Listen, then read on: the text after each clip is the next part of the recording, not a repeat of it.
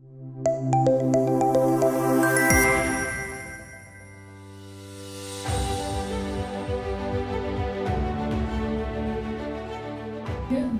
welcome to everyone. I know it must be a hectic day for all of you, and special thanks to those जो सुबह से हमारे साथ हैं for the conference which is going on.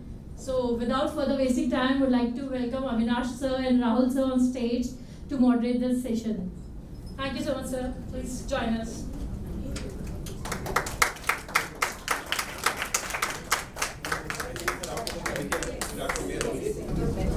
Good evening, everyone. Thanks for joining this session. We are really privileged to have you all in this session. Small session. We have organized this one to share inputs and current trends going on. So the topic we have already shared in the group. So we will take it forward. So myself, Avinash Sharma, I am taking care for the best from the Samsung large format commercial team, maintaining government education vertical. It is at Mumbai only. So me and my colleague Rahul will take this forward. Looking forward to some valuable suggestion and definitely lots of knowledge from you, all of you. Over to you, Rahul, please. Thanks so much, Avinash. Good afternoon, everybody. Thank you so much for your time today, and I'm very glad to see everybody here. Looking forward to benefit from all of your wisdom. I will quickly just introduce myself and the session today. So my name is Rahul Gundane. I am the director of a company called Tag Hive. We are a Samsung company based out of South Korea, and we've developed a solution called Class Sabi, which is basically a personalized assessment and learning solution. Before this, just to give you a bit of a background, I also work with an organization called Teach for India, if you're familiar with it. And I used to also work with the Niti Aayog, so I worked on the national education policy. I was on the drafting committee for a while, so a lot of our focus has come from there to kind of bring forward the policy of inclusion, more importantly, and of course, the solution is designed around the idea of continuous assessments and, more importantly, understanding learning gaps and how to close them. So to begin with, I'd love to start the discussion by just wanting to understand from all of you, how has the change from chalkboards and offline learning into the digital boards, how has it changed the dynamic of the classroom, how has it changed the dynamic of the school, and what has your experience been? So anybody can start. I'd love to start with that conversation. Yes, ma'am. Good evening, everybody. My name is Madhavi Gaukar, and I'm the principal at St. Xavier's High School, Goregaon. I'm representing the Ryan Group, and I'm very thankful to my management, Dr. A.F. Pinto, and Managing Director, Dr. Madam Grace Pinto. Now, from the chalkboard to the smart classroom, it's a dynamic change which is entered in our education. And we wholeheartedly have to welcome it so that we also can change the perspective towards education. Now, today's change is the change in the behavior of the children. So the children, parents, they are the stakeholders.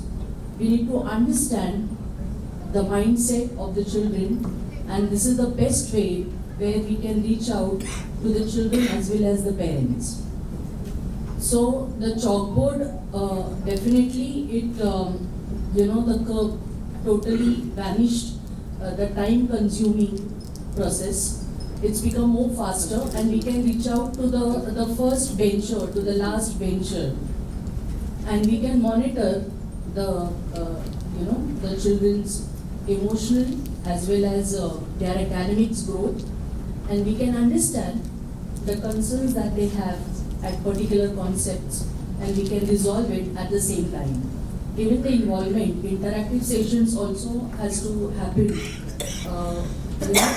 It motivates them, facilitates them to come forward, to talk to us, because through that only we can understand that what are their demands and their needs, and we also can research and we also can come up with our solutions by saying that yes, we can do it tomorrow in our next class session.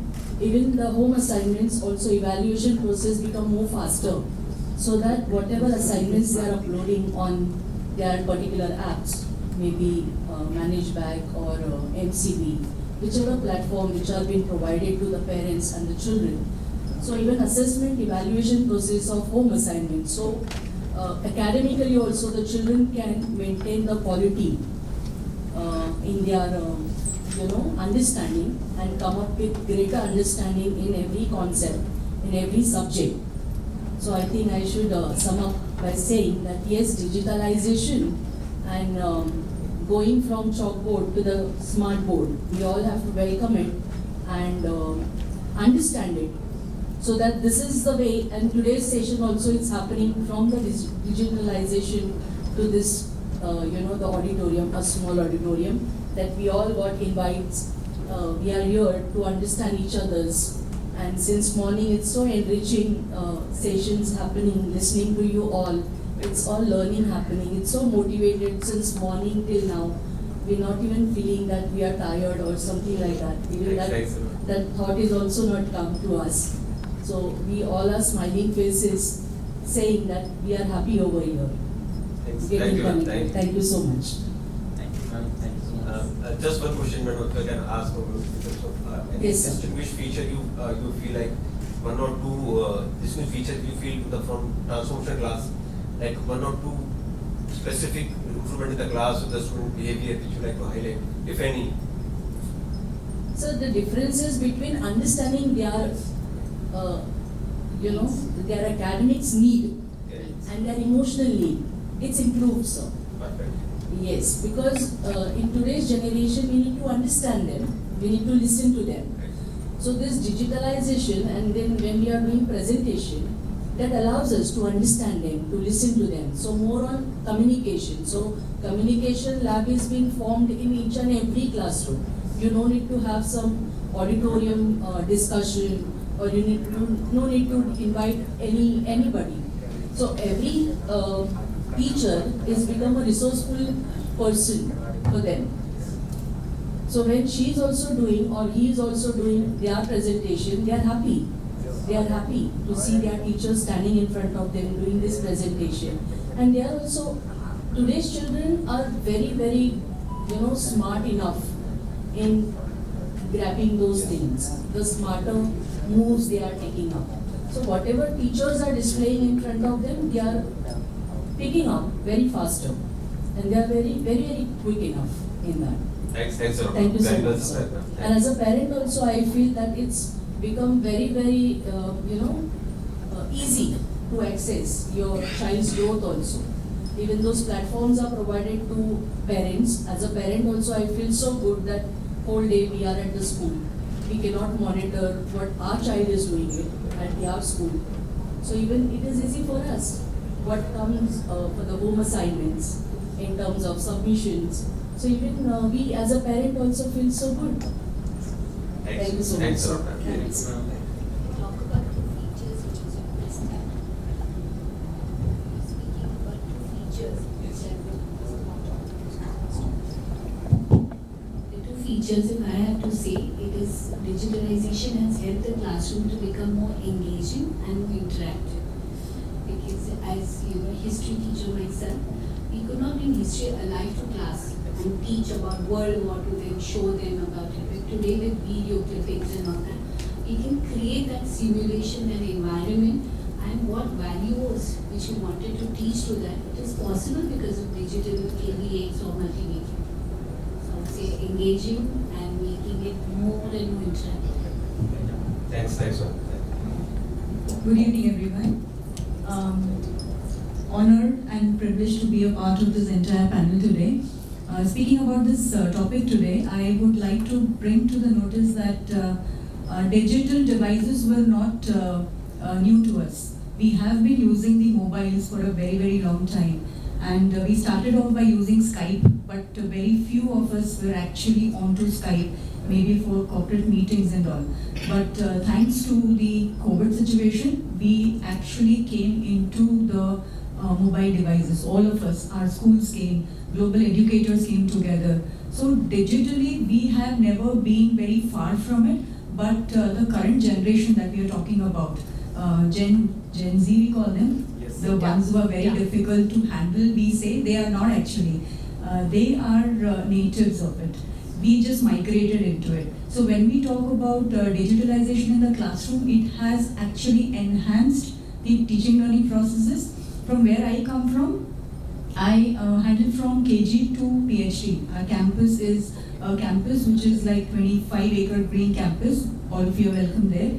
And we do have schools as well as higher education. So when we talk about higher education, we also talk about collaboration with the foreign universities and all. So it has helped us to have hybrid kind of programs which are partially run hybrid here, as well as the student gets to go abroad as well. Now when we're talking about digitalization and when we're talking about digital India, yes, we are moving towards a very wonderful phase, but we should also understand some statistics. I just, before coming here, had some research done, and if you look at it, our country is a hugely populated country, which in a way is very good. So many minds to think, so many hands, so many manpower.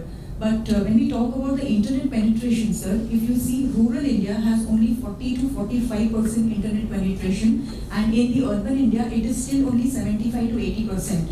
When we talk about the digital devices, actually, there has been a rise. Post-COVID, there has been a rise in the number of digital devices that are being used by the rural population as well, because they had no choice. They had the schools inside the mobile phones. So around 60 to 65% today's ratio is digital devices available in the rural India, whereas in the urban India it is close to 90 to 95%. Even our grandparents have mobile devices now.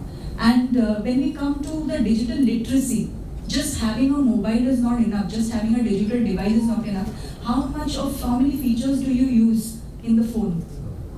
How many features are there? Why are we paying for it? We just end up making notes in that, use the social media, you use it for calling. It has converted our cameras into a mobile. A mobile has all these basic features, and who is using the advanced feature of that? Similarly, when we talk about digital literacy, actual digital literacy in the rural region is only 35 to 40%, even though 60% of people have the mobile phone. And it's not that government has just launched Digital India. Government has actually launched Pradhan Mantri Gramin Digital Saksharta Abhiyan. How many of us know about it? So basically, I feel somewhere awareness is something which is missing. Just having the tool in our institutions, just making it a infrastructural necessity. How much are we actually giving the kind of exposure to our teachers? Teacher training is very important. Just by having certain tools, you do not call yourself a digital campus. How well are you using all the tools in the devices that you are actually having? So somewhere my point for everybody to lay here is, yes, we are moving into digital India. We are having a lot of facilities. It is good for us. It is helping us to analyze. Madhvi ma'am, I'll agree with you. It helps us to analyze. Now we are talking about Parak. The other day we were in the Roundtable conference with Adani James Group, wherein 25 of us, some of us are here, were together, and we were discussing about individual child's performance, right? Academics, overall holistic development. Digitalization is good. Your devices are helping us. But am I knowing how to use that? The child is in my class, the tool is in my phone, the tool is in my digital board. Do I know how to operate it? Today, if you give a mobile to a 2-year-old, he will not fear using it because he doesn't fear it. We are having some kind of a hesitation. We still have some kind of a hesitation. Will I do something wrong? It is a very expensive device. Will it go bad if I use it? Somewhere that ice has to be broken somewhere. Anyone wants to take it forward from here? Thank you. I'm Dr. Shetty from St. John's campus. Thank you. Good evening, everyone. I'm Dr. Manjusha Deshmukh, Principal of Saraswati College of Engineering, Kharghar, Navi Mumbai. So, talking about, as he asked, transition from chalkboard to digital boards. Is it engaging? Yes. In this transition, there is a significant enhancement in engagement of students' learning. Why? Because by using smart boards, We can use PowerPoint presentations, we can use animations, we can use color theories, we can show videos talking about engineering students. Some of the time the concepts are really very difficult to understand when it is explained with the help of chalk and board. But with the help of digital boards, it becomes very easy to show them how machine works, how signal flows, and then automatically the learning outcome is better than chalk and board. Second thing is sometimes some students have attention deficiency disorder also. So they find it very difficult to focus and concentrate when there is a chalk and board teaching learning method. But in place of that, if we use animations or videos, then they can also engage, they can also understand. So yes, certainly it is beneficial, and a quick feedback system is possible in that student can give the feedback. Some features, some of these features are available in smart boards. So yes, it is a very good option. Thank you so much. I'd love to also hear some thoughts on, I think a lot of you have overseen this kind of digital transformation. You've probably seen it go from blackboards to digital boards. I'm curious, what have teachers talked to you about? What were their apprehensions, and what has helped you move this to make them more comfortable perhaps? Hi, good evening. Just tap it once. Good evening. This is Dr. Swarupa Chakrabarti. I represent MIT Vishwavidyadhara International School, the group of MIT Group of Schools, Pune. So I have 5 very important questions for all of us. First one.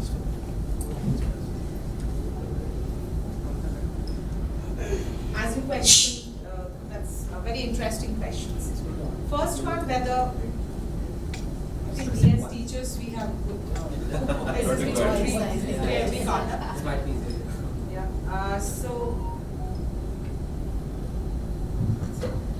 So the 5 questions which were lurking behind, now has it not become a kind of a wrestling ring, which is we are tussling between the traditional, that is the chalk board, and then we are talking about the digitalized Bharat. Okay.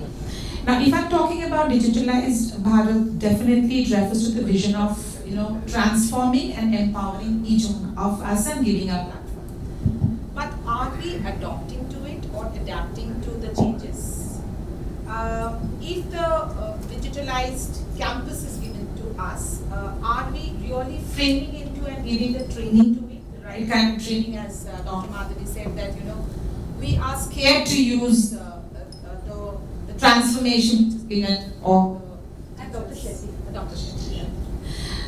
So are we analyzing the result?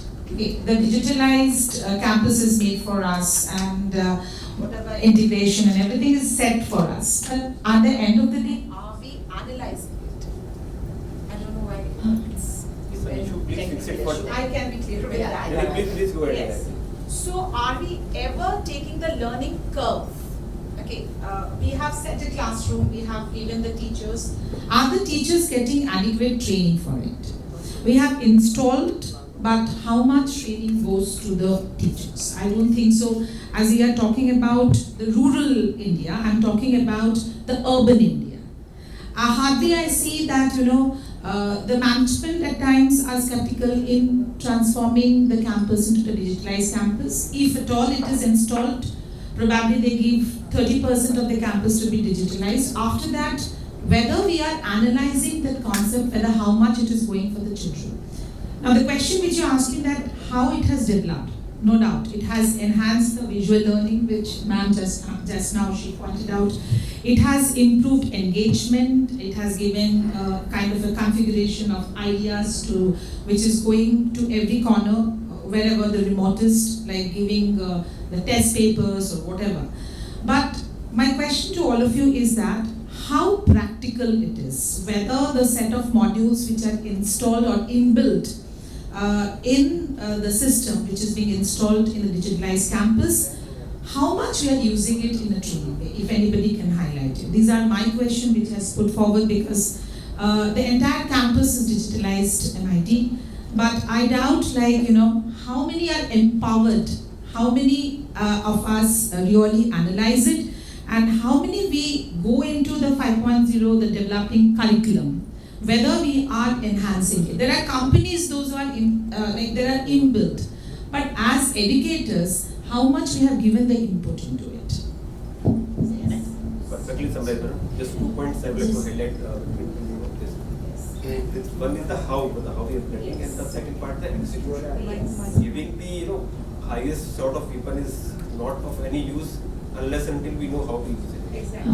Can I throw I light? just two words. You would like to go? Because just she said that rural and urban. First, we are at the boundary. My school is at the boundary of metropolitan city and the urban area. We have all classes equipped with projectors and everything, and utilization is 30 to 35% from my teachers. Every now and then they will have reasons. Ma'am, this is not working. Ma'am, that is not working. Ma'am, sound is not there. Wi-Fi is not there. Wire is cut. Excuses. Trainings when we arrange, they will have excuses that don't keep it after school hours, don't keep it so long, this, that. So to encourage them, to push them for the digital things, they are still stuck with the chalkboard. They are finding it very easy because no need to get more trainings and all. So that mindset is at rural areas, because when it comes to digital, parents will ask that why you want, government is saying that keep kids away from mobile, screen time should be less, this, that, and again you are saying that use digital app, your app should be used, and it is taking more time, they are stuck with the mobile, and even they are not using your app, they are going for something else. So again, we have to educate our parents, as well as even we have to push our teachers in a positive manner to accept this digitization first. We have to work at grass level. They say in the panel, sir said that the mountain is not coming to us, that particular person. So we have to see that how we will carry that person to the mountain. We need to fill that gap, because there is a huge gap between our metropolitan cities digitization and rural and urban cities digitization. There, for them, for my students, my parents, digitization is reels. To be very honest, I have to control them. I have to ask them that control your child's screen time and divert them to check their app, Google Classroom, whatever homework, instead of watching YouTube reels and this. So first, at the ground level, we need to focus on parents' orientation, their understanding and learning first, so that we will go forward with the students. Hello, good evening. I am Dr. Anjali Kalse. I am the director of Bharati Vidyapeeth Institute of Management Studies and Research, Navi Mumbai. See, I witnessed this transformation, right, from this, what we call it as a transition. I taught with a board and chalk method. Then we went to OHP method, where we used to use the transparencies. I have used many transparencies for each subject. Then over that, then LCD projector, and then now it is a smart board. And we have in our institute also now all classrooms, we have installed the smart boards. Now the first perspective is like students' engagement is there, and that excitement is there. So I will say yes, there is engagement, because in earlier method where we used to teach, so there are two aspects that also I would like to throw light on, where the teacher used to come to the classroom and it's a one-end bombardment, continuous. It's a monologue kind of a thing, unless teacher goes and asks, hey, come on, wake up, this is what you want to think about it. But now over a period of time, how digitally we are going ahead, I have seen that students are curious, but at the same time challenges of the teachers are more, because they are so knowledgeable that everything is on their fingertip, right? So, but yes, we need to work more on what more we can do and how we can connect the dots between, and how we can throw the light in terms of connecting the dots. That is very important. And their enthusiasm and the motivation that I have seen those teachers, because I have a segment of teacher, as ma'am says, that some are very enthusiastic by using. They will show related to concept, some video and all that, and I have seen that feedback has increased. Whoever is using the smart board, it is the faculty who used to get 70 feedback, now just now maybe 15 days back I have checked the feedback, the barometer hits on the 90, and I am just what is it all about? So I have just observed and went to the class. The person is using smart board, and that is seen because engagement level has increased, and student have given a positive feedback to the same faculty who has been teaching for last 14 years. Earlier the feedback barometer was like 60, 70, 75, and suddenly what happened? So I was also curious, because I know the person for so many years, and suddenly what, because we give appreciation later if it goes above 90. So then I observed in the class that he is very smartly using the smart board to disseminate the whatever the concept is being taught, whatever this thing. So that is there. So yes, definitely engagement level is increased. But as ma'am says that there are certain faculties which have got aversion to use this technology, that they are not user friendly, or there are so many things, then how to go, how to put that thing in, and then they are not very sure about if they want to show something, some clip on that related to the concept. So they are not that much friendly. So they don't want, they always say that it's very difficult. Our normal method, when I go, I can start like this and all. Those set of faculties are also there. So here I feel that yes, it can be a more effective manner where because there are certain age group. If you do research, those the faculties which are 35 to 40, max 40, they are very well friendly with all these gadgets. The moment maybe 45 and above, they have that aversion towards using this technology, and they will say that no, we don't require this, we can engage student like that and all that. So that is the aspect. But yes, it is helping. And the other challenge is like students know much more. Earlier, teachers used to be epitome of a knowledge, and that kind of you will see the behavioral change also. In our days, we used to touch the feet of our this thing, but that concept is gone because knowledge is everywhere. They know he is not or she is not the only person who can give us a knowledge, right? There are so many, due to this digitalization, there are so many sources of the knowledge wherein they know they can. But those we need smart teachers now who can connect the dots by using all these gadgets. So that is one thing. Number two is like you need a sort of a buddy kind of a thing, wherein the expert person who is very well versed with how to use this. Such training should be organized to the other age group person where they are not well versed and they are always very critical about all these things. It's not effective media and all that. We have both the segments wherein they are. When I installed in my institute the smart boards, there are certain set of faculty who appreciated it very much. Wow, ma'am, this is maza aa gaya and all that. And then some of them, ma'am, why all these things? It's all time pass and all those things. So that is one part. So I feel, I observe that if a training, somebody expert comes and gives training, I think they will slowly accept and then they will adapt to the technology. There is aversion to adapt the technology. In their mind, I think there is a block that it will be most difficult and I am not able to handle this technology. So that is the fear, as somebody also said. So that is one thing. Then the number 3 point I want to make it like everything is there, all gadgets are there, but connectivity again. Because if you go to even in the urban areas, if you sit next to your classroom, the other area where we are meeting and all that, people have to go out because connectivity, you are not able to listen. So that's a sort of infrastructure also should be there in the institute where, that can work fast.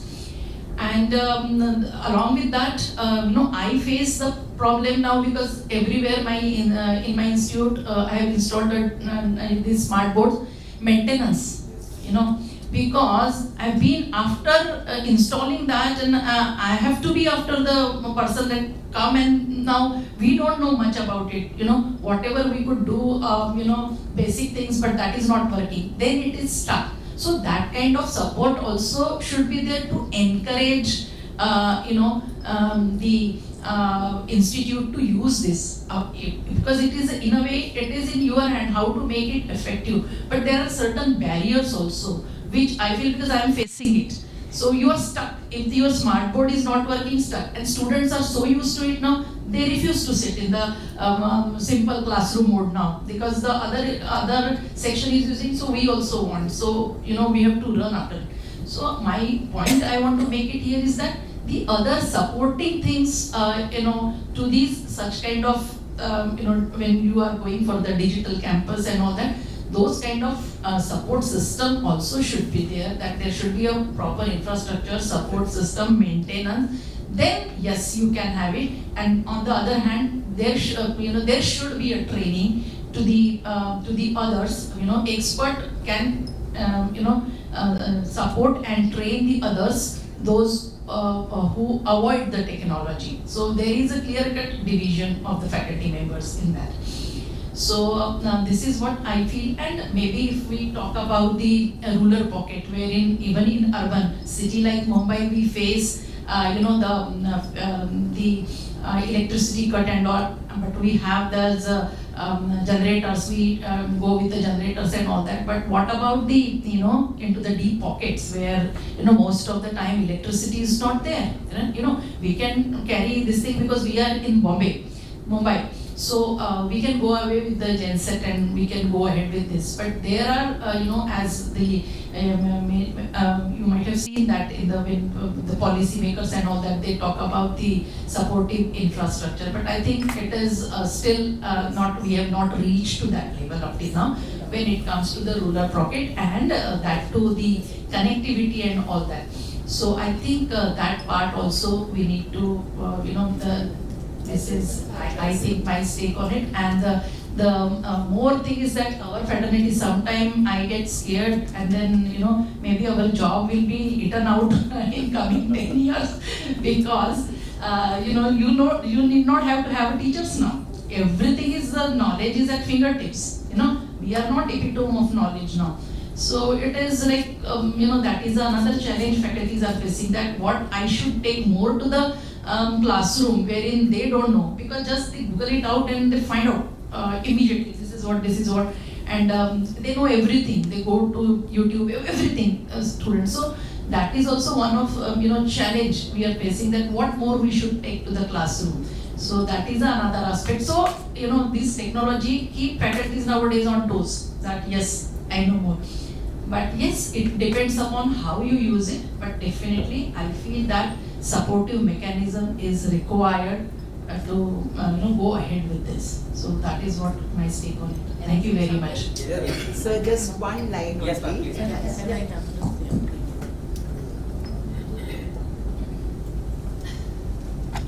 Good evening, all of you. Keeping it short and simple, this is connected to Dr. Anjali's answer and Sir's question. He had a very pertinent question. Any apprehensions in your mind? Connecting to what ma'am said, maybe one of the hidden latent apprehension in every teacher's mind is, am I getting redundant? I'm sure it's in your subconscious mind. Maybe we are too scared to face it. Are we getting extinct? But I think the ray of hope is, at no point of time the human element can be touched. Maybe because I handle communication,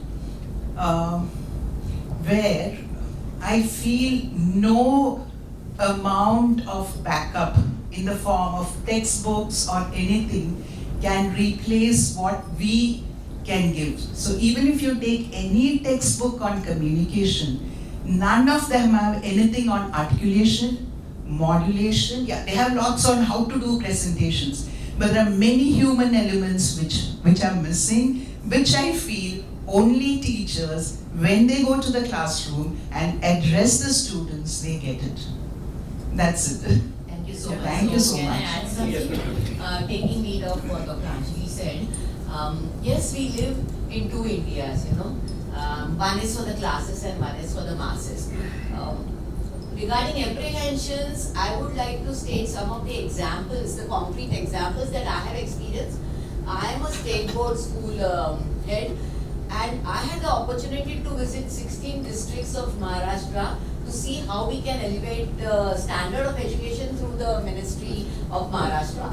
And I think that was an eye-opener for me, because the reasons are manifold. You won't even believe that in one of the schools where, because government has made all the provisions, you know, her school को lab दी है, digital lab दी है, and then when I asked them that why are you not operating the lab, they said इसका maintenance नहीं दिया है ना, so maintenance का पैसा नहीं आया तो हम lab कैसे use करेंगे, तो lab बंद रखा है, इसलिए बंद रहने दो. One very very pathetic answer. It was very touching and emotional also at the same time. I saw in the lab there were only boys, and I asked them, but I saw in your classroom in the third period that there were girls also in 9th standard, but I'm not seeing them in the classroom of this lab. So they said, actually problem अलग है. I said, what is the problem? Problem ये है कि toilets नहीं है. So I said, toilets नहीं है. I couldn't understand the connection, and they said, देखो लड़कियां हमारी 9th standard की है, टॉयलेट्स हमारे पास नहीं है, तो बच्चियां 5th पीरियड के बाद तो घर चली जाती हैं. Especially those who are in their menstrual cycle, they don't stay back at all. तो 5th पीरियड में रिसेस हो जाती है, चली जाती है, तो कोई ये पीरियड के लिए रहता ही नहीं है. बच्चे तो क्या बाहर का ओपन स्पेस लड़के लोग यूज कर लेते हैं, not for the girls.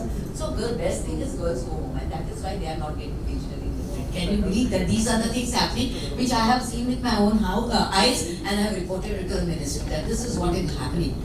At one place I saw that the parents do not want the children, because there are fixed electricity timings, and the parents do not want the children to be in the school at that time because they want the children to be on the fields, and that is why no digital literacy is happening. So the reasons can be myriad, which we can't even believe. So this is what some of the very stark realities that I observed. The other thing, when we were talking about teacher apprehension, the teacher apprehension thing, I feel, it is common to every human being that when we are in a comfort zone, we are very happy. Getting out of the comfort zone, entering into the learning zone, we do have to pass through the panic zone. Everyone is in that panic zone. Now it is up to the school, the management, to see how we are going to look at this transition of the teachers coming out of that panic zone and once again entering into the learning zone, and from there back into their comfort zone. So I think this support is first essential, and that need not be just training them for this, but also to make them mentally prepared for it. The other apprehension which I also observed in the schools of 16 districts, because I went right up till Gadchiroli, the apprehension was, इसका फायदा क्या है, ये सीखेंगे क्या करेंगे, बाद में इनको खेत पे जाके काम करना है. So making them aware what is the industry expecting, that is so very essential, that what is available in the industry today. So I think there is a huge gap in our country where the school education, the higher education and the industry. So this commonality is not there, and that is why the school also is not able to make the parents understand or the teachers understand as to why this aspect is essential of digital literacy. That understanding needs to be created. Then this apprehension which we are talking about, the teachers are getting apprehensive. This apprehension will be lower definitely. I will not say that it will totally vanish, because you can't win them all. You will have hard nuts to crack. And again, as you said, ma'am, that 45 years, but I have seen even 35 years teachers not being interested in taking up a new challenge. Especially, very sorry to say, the government institutions, why government aided schools, because they say, इससे हम अगर ये सीखेंगे क्या पगार बढ़ने वाली है, पगार तो वही रहने वाली, फिर हम न सीखे तो भी क्या फर्क पड़ता है. I am interviewing right now also teachers for BMC schools, and this is the answer that I get from them. पगार सेम रहने वाली है तो फिर क्यों सीखे, हमारा टाइम बर्बाद करें. This is what. So somewhere we need to motivate them, we need to make them understand. So CPDs is not about giving them the technical knowledge of everything, but aspiring them and inspiring them as to why this is essential and how it is going to make a change into their own lives also. So that little motivation is essential where teachers feel, yes, it is my moral responsibility to see. And I think then all those apprehensions will be settled down. That is very important.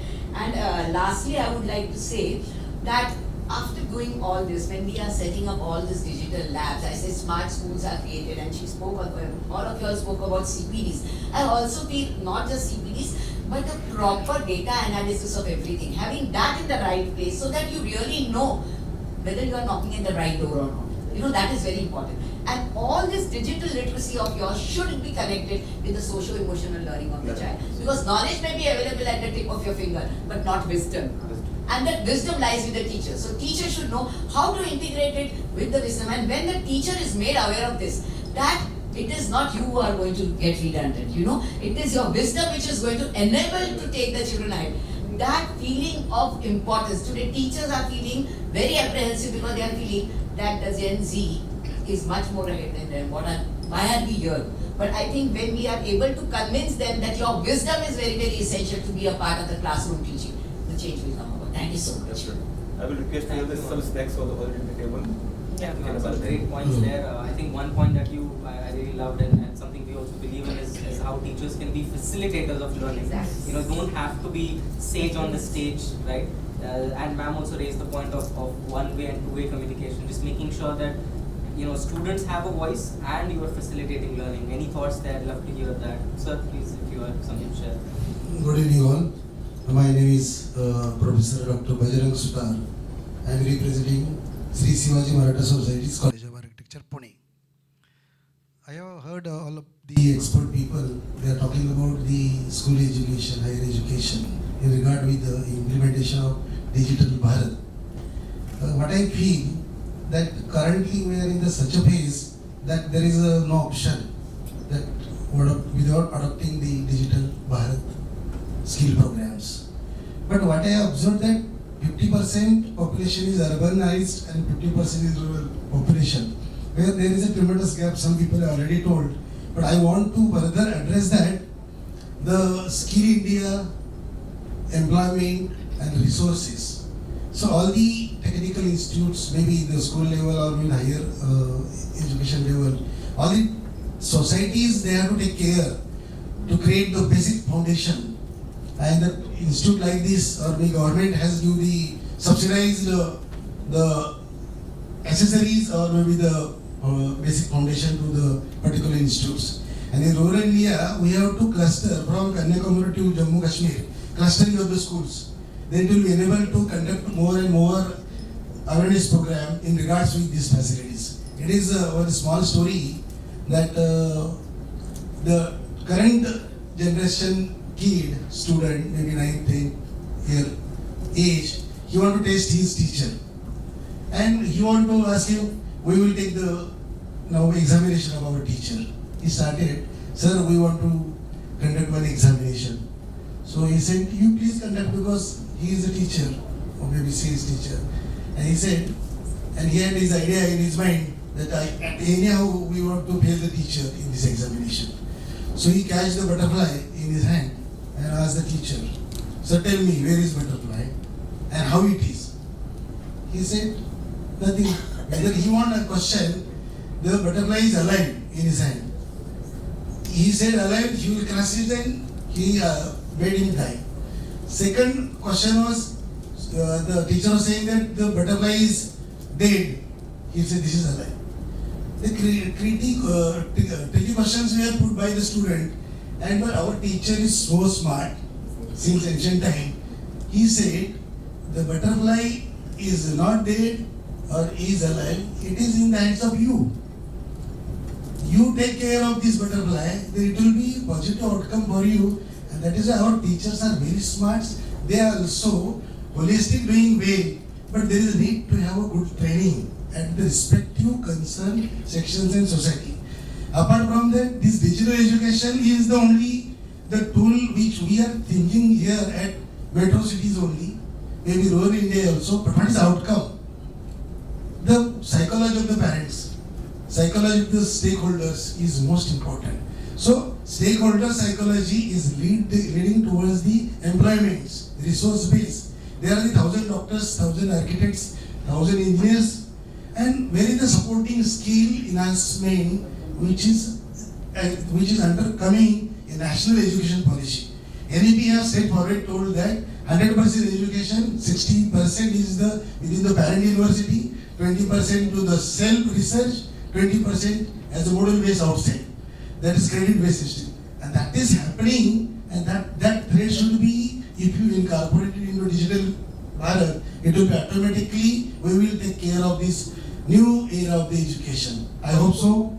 There are the plus, minus for the implementation ideas in this digital Bharat, but we jointly as a team, as a school, as a teachers and stakeholders will take this positively to do our digital Bharat, but it should be resource, employability and awareness through all the sense. Madam has rightly told that these things are happening, but the blame game is not necessary. We have to be strictly implement discipline. Again, there is ethicals, transparency. हमारे architecture में क्या हो रहा है? Continuous progress assessment. I am happy. I am running my own professional office, table-based office, only digital boards. But I can do the work from America, from my office. That is another good advantage. Sitting here, I am doing work at Interior Delhi, Pune. That is good things are happening across the globe, and that advantage every Indian should have to take. But they will take time. Stages are going up, and one to one step we will be go ahead, and is sure that India will be shining. Thank you. Can I just? Thanks a lot. Yes. So, Dr. Rajendra Kohli, I am Board of Studies member of Savitribai Phule Pune University and Principal of Anantarao Power College of Architecture. So, I had opportunity to develop diploma curriculum under the government of Maharashtra State Board of Technical Education.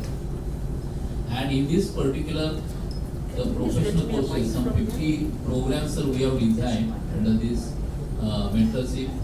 And in this we have added that whenever any student, because some colleges are located in the rural areas, some are in the urban areas, and in our professional courses, practical training is a must at every year. It may be first year diploma, second diploma, third year internship of 6 months. The government has suggested that if any rural student can't have opportunity to go for a practical training in urban areas, it may be in the industry or it may be the professional office, then what to do?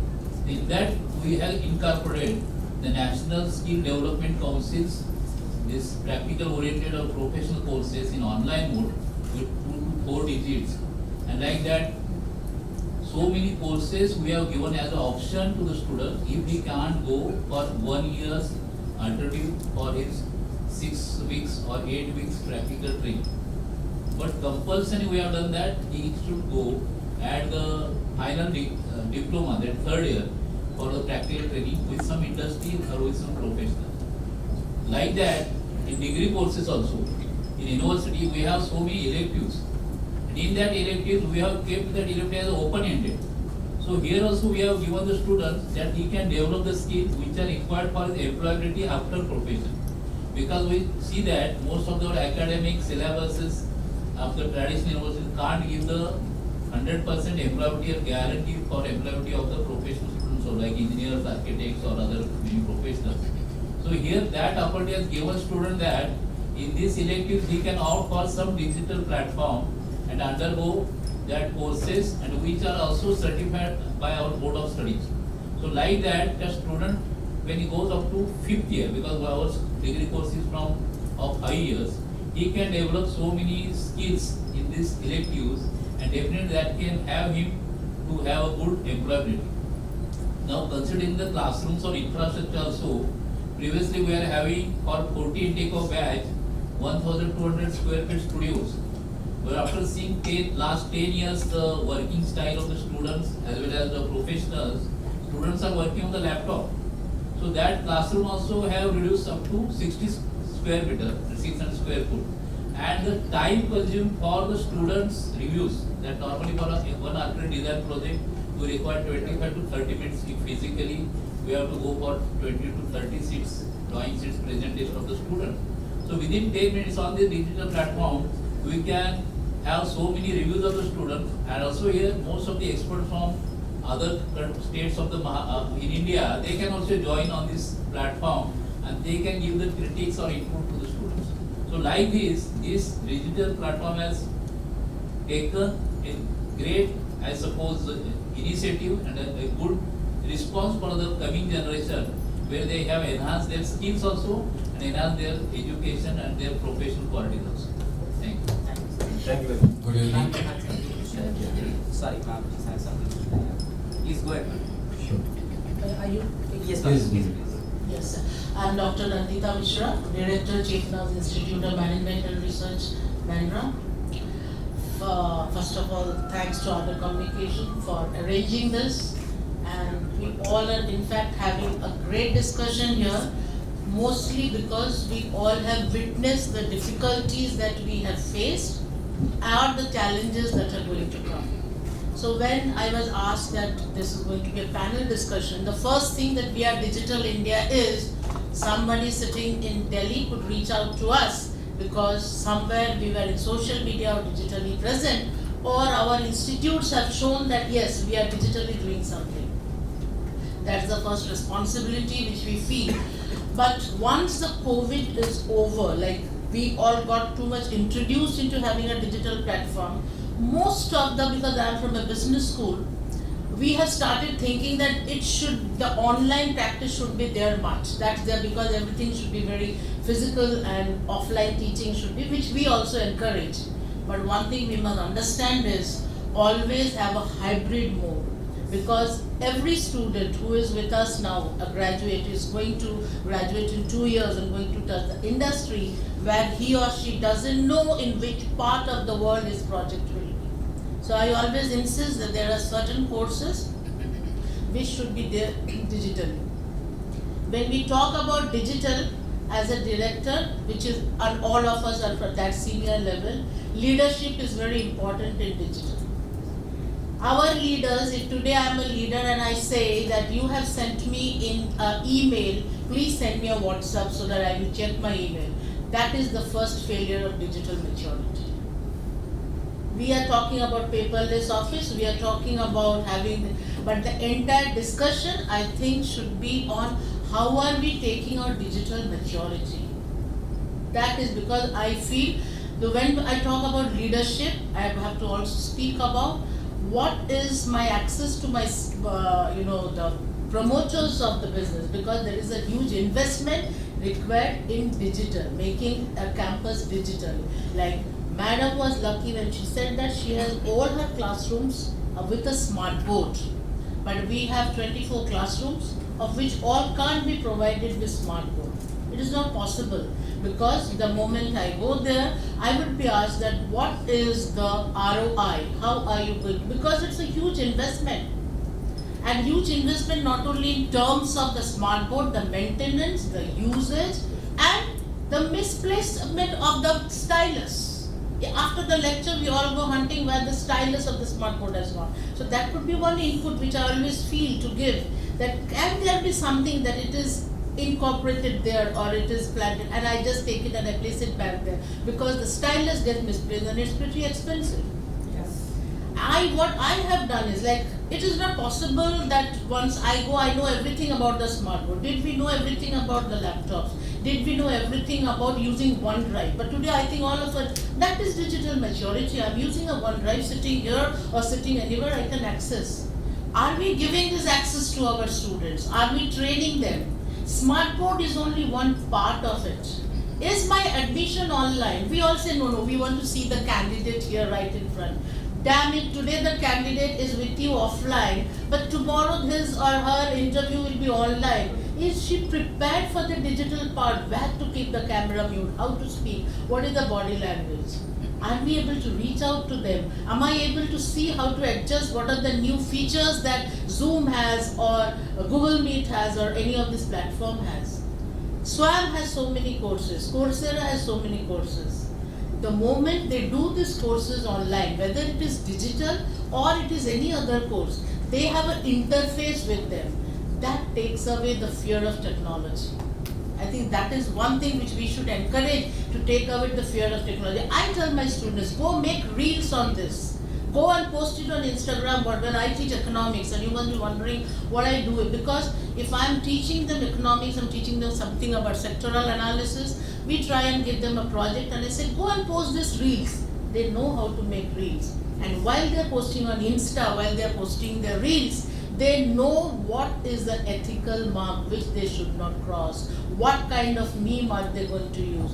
Teaching digital marketing is easier, I feel, than teaching them what not to do. So I think that is the digital part of maturity which I feel. Taking admissions, like the admission process, everything should be digital, whether it is payment of fees, the payment of salaries. Yes, teachers sometimes feel that, okay, I may not know what happens, because once I go into the smart board, one, it is collect the e-share, it is there, or I can use a whiteboard, which generally for, courses like us, that which I teach, I use a whiteboard, I use a marker.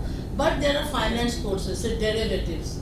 They always need Excel to be there. And the student, what most of you pointed out is, there is a lot of engagement, because there are colors, there are features. My 5 and the digital 5 is always different. I might write a 5 something which someone can't see.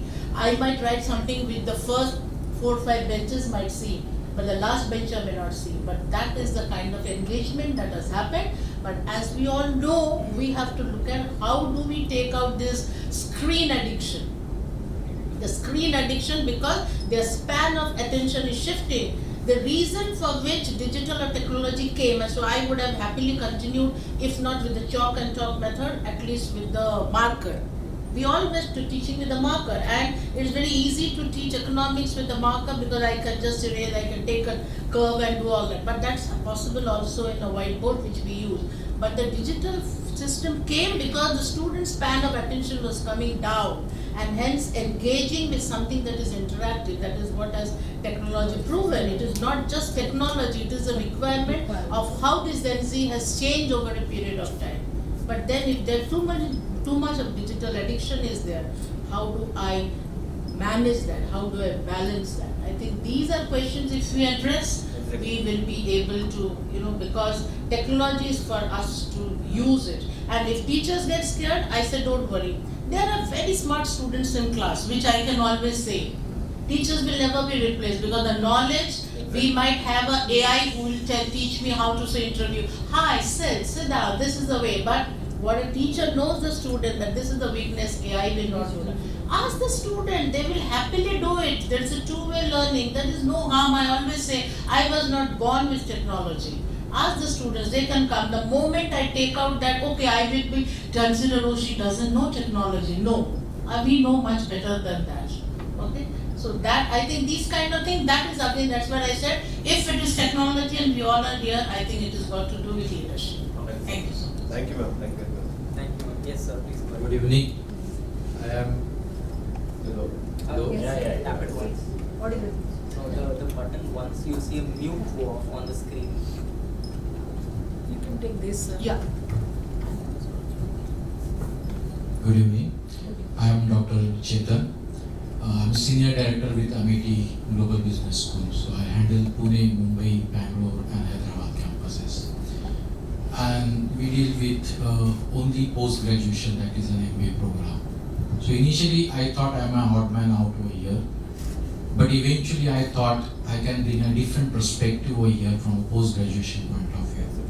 If we think about MBA program which is open for all, because everybody do MBA, whether it's a doctor, engineer, commerce, science, pharmacist, anybody, MBA is a very wide open course. And at post-graduation there is no discussion, there is no option without thinking, going ahead without a smart course.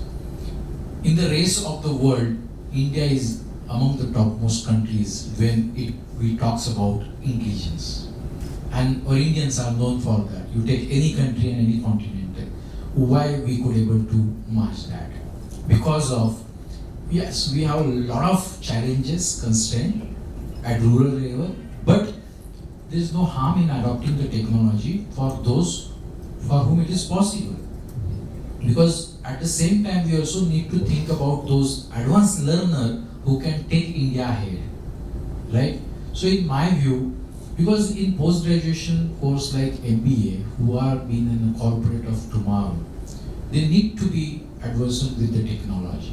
In MBA program, we have to teach them financial modeling, share market, foreign faculty teaching to them, edX courses, as Madam has correctly said, Coursera. edX is in a vertical started by Stanford and MIT, Boston, and then manufacturing processes. So it is almost impossible at times for few of the technical subjects to teach them. Even if at all we want to deliver them a training for an advanced Excel, how you will teach on a paper? It is impossible. So at post-graduation, along with the knowledge, it is very imperative to develop their skill sets, right? And for that, I think digital interface is very, very important.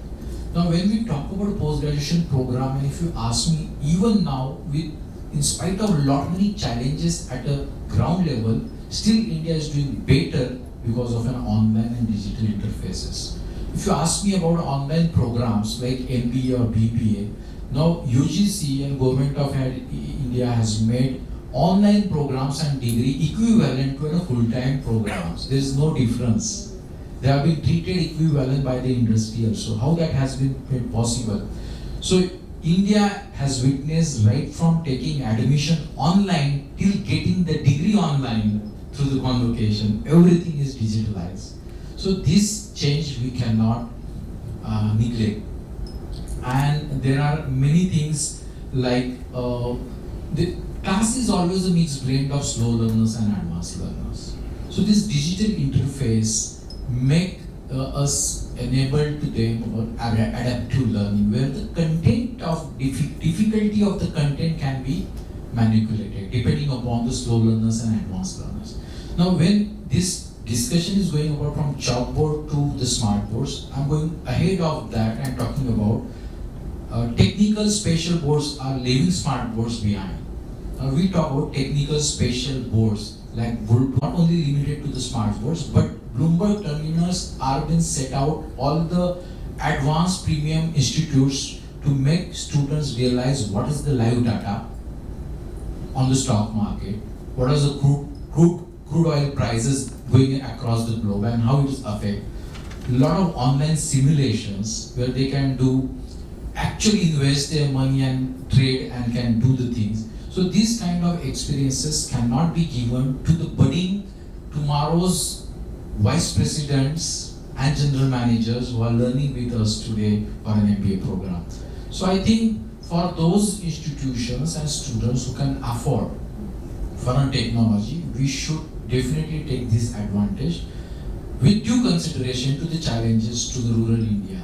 This is my opinion. Thank you. Thanks a lot, sir. Can you see? Thank you, sir. Yeah, go ahead, sir. Please. Good evening, everyone. My name is Babu. I head an institute called Durga Visraf Institute of Management. Thank you for your input. It was a learning experience.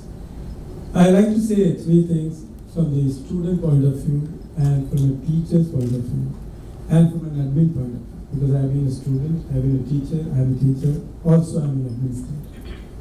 Well, when it comes to the immersive force, we have been seeing a tremendous improvement in the last few years. Now, we started this digital boards in 2010. We founded our institute and all our classes were digitalized. To our utter surprise, for 8 to 10 years, we did not use those digital boards at all for various reasons. Of course, some of the members pointed out it was a technical reason, and some of the teachers were not willing to participate or to get into that. Now, suddenly we see that professors started using and students started utilizing it or enjoying it. I have a couple of things to say. First of all, whether digital or not digital, a teacher can stand out, somebody who is passionate, even without a technology, without a device, can drive the point very effectively. And don't we remember, our professors when we were young, during our boomer days, right, with a chalk, could be an outstanding teacher. You bring the same teacher today without anything, without mobile phone, without anything. He or she can be an outstanding professor. So my first point is, for all of us, we have to be a very passionate teacher. The device is going to help us. Now, the second point I write here, the device is definitely helping. It's not oxymoron what I'm talking about. The digital definitely helps. And nowadays, how it helps, that's very interesting. The kind of support the government brings, the kind of policies the government brings, particularly the NEP, right? Like some of our members pointed out, the credit courses. Now you teach, so 60% you teach, you make students to learn 60% self, and then the 20%. The remaining 20%, as per the government, support, you learn from outside. So digitalization as an equipment, as a device, as a technology is helping us, and the government, right, is again adding to that. So overall, what I see, now we are seeing the revolution, but like Dr. Annie, while in her beginning talk said, it has to be more engaging. You use a device or you don't use. You as a professor has to make it more engaging. But how to make it more immersive? I think thanks to digitization. So digitization is a help, is a tool to help a passionate professor. So my point is this, right? You need digitization, you need a very positive government support, but before that, beyond that, or rather, you need a very passionate teacher. So that's my small submission. Thank you so much. Thank you. Thanks a lot, sir. Thank you, sir. On that note, I wanted to, sir, yes, I'll get to you. One very quick, slight shift in gear. I think we've talked a lot about how challenges present themselves, how there are apprehensions, and we know, of course, everybody is resistant to change in some or the other way. However, I would love to hear success stories. I'm sure you have teachers, I'm sure you have implemented things that have worked, that are completely opposite to expectation. I'd love to hear stories of teachers, professors, anybody you'd like to highlight who really embraced digitalization and changed the way perhaps a classroom has done. Ma'am, 1 second, we'll go to sir and then to you. Sir, please go ahead. Just take the mic.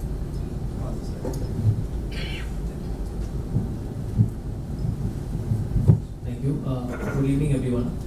It's an honor to be here. My name is Pranav. I represent MIT School of Distance Education. Again, what MIT Global Business School is doing, the vertical does the same thing, but completely on an online mode. So it's a completely online distance learning education, higher education programs that we have. So at our end, now what I was hearing all of you, what all challenges or maybe what kind of implementations are happening on ground. Here we have a completely digitalized, completely online mode of education delivery, or the entire enrollment happens online. Again, the exit of the learner also is online. So we take a lot of help from a learning management system where we craft, let's say, the learning pathways according to the learner's needs.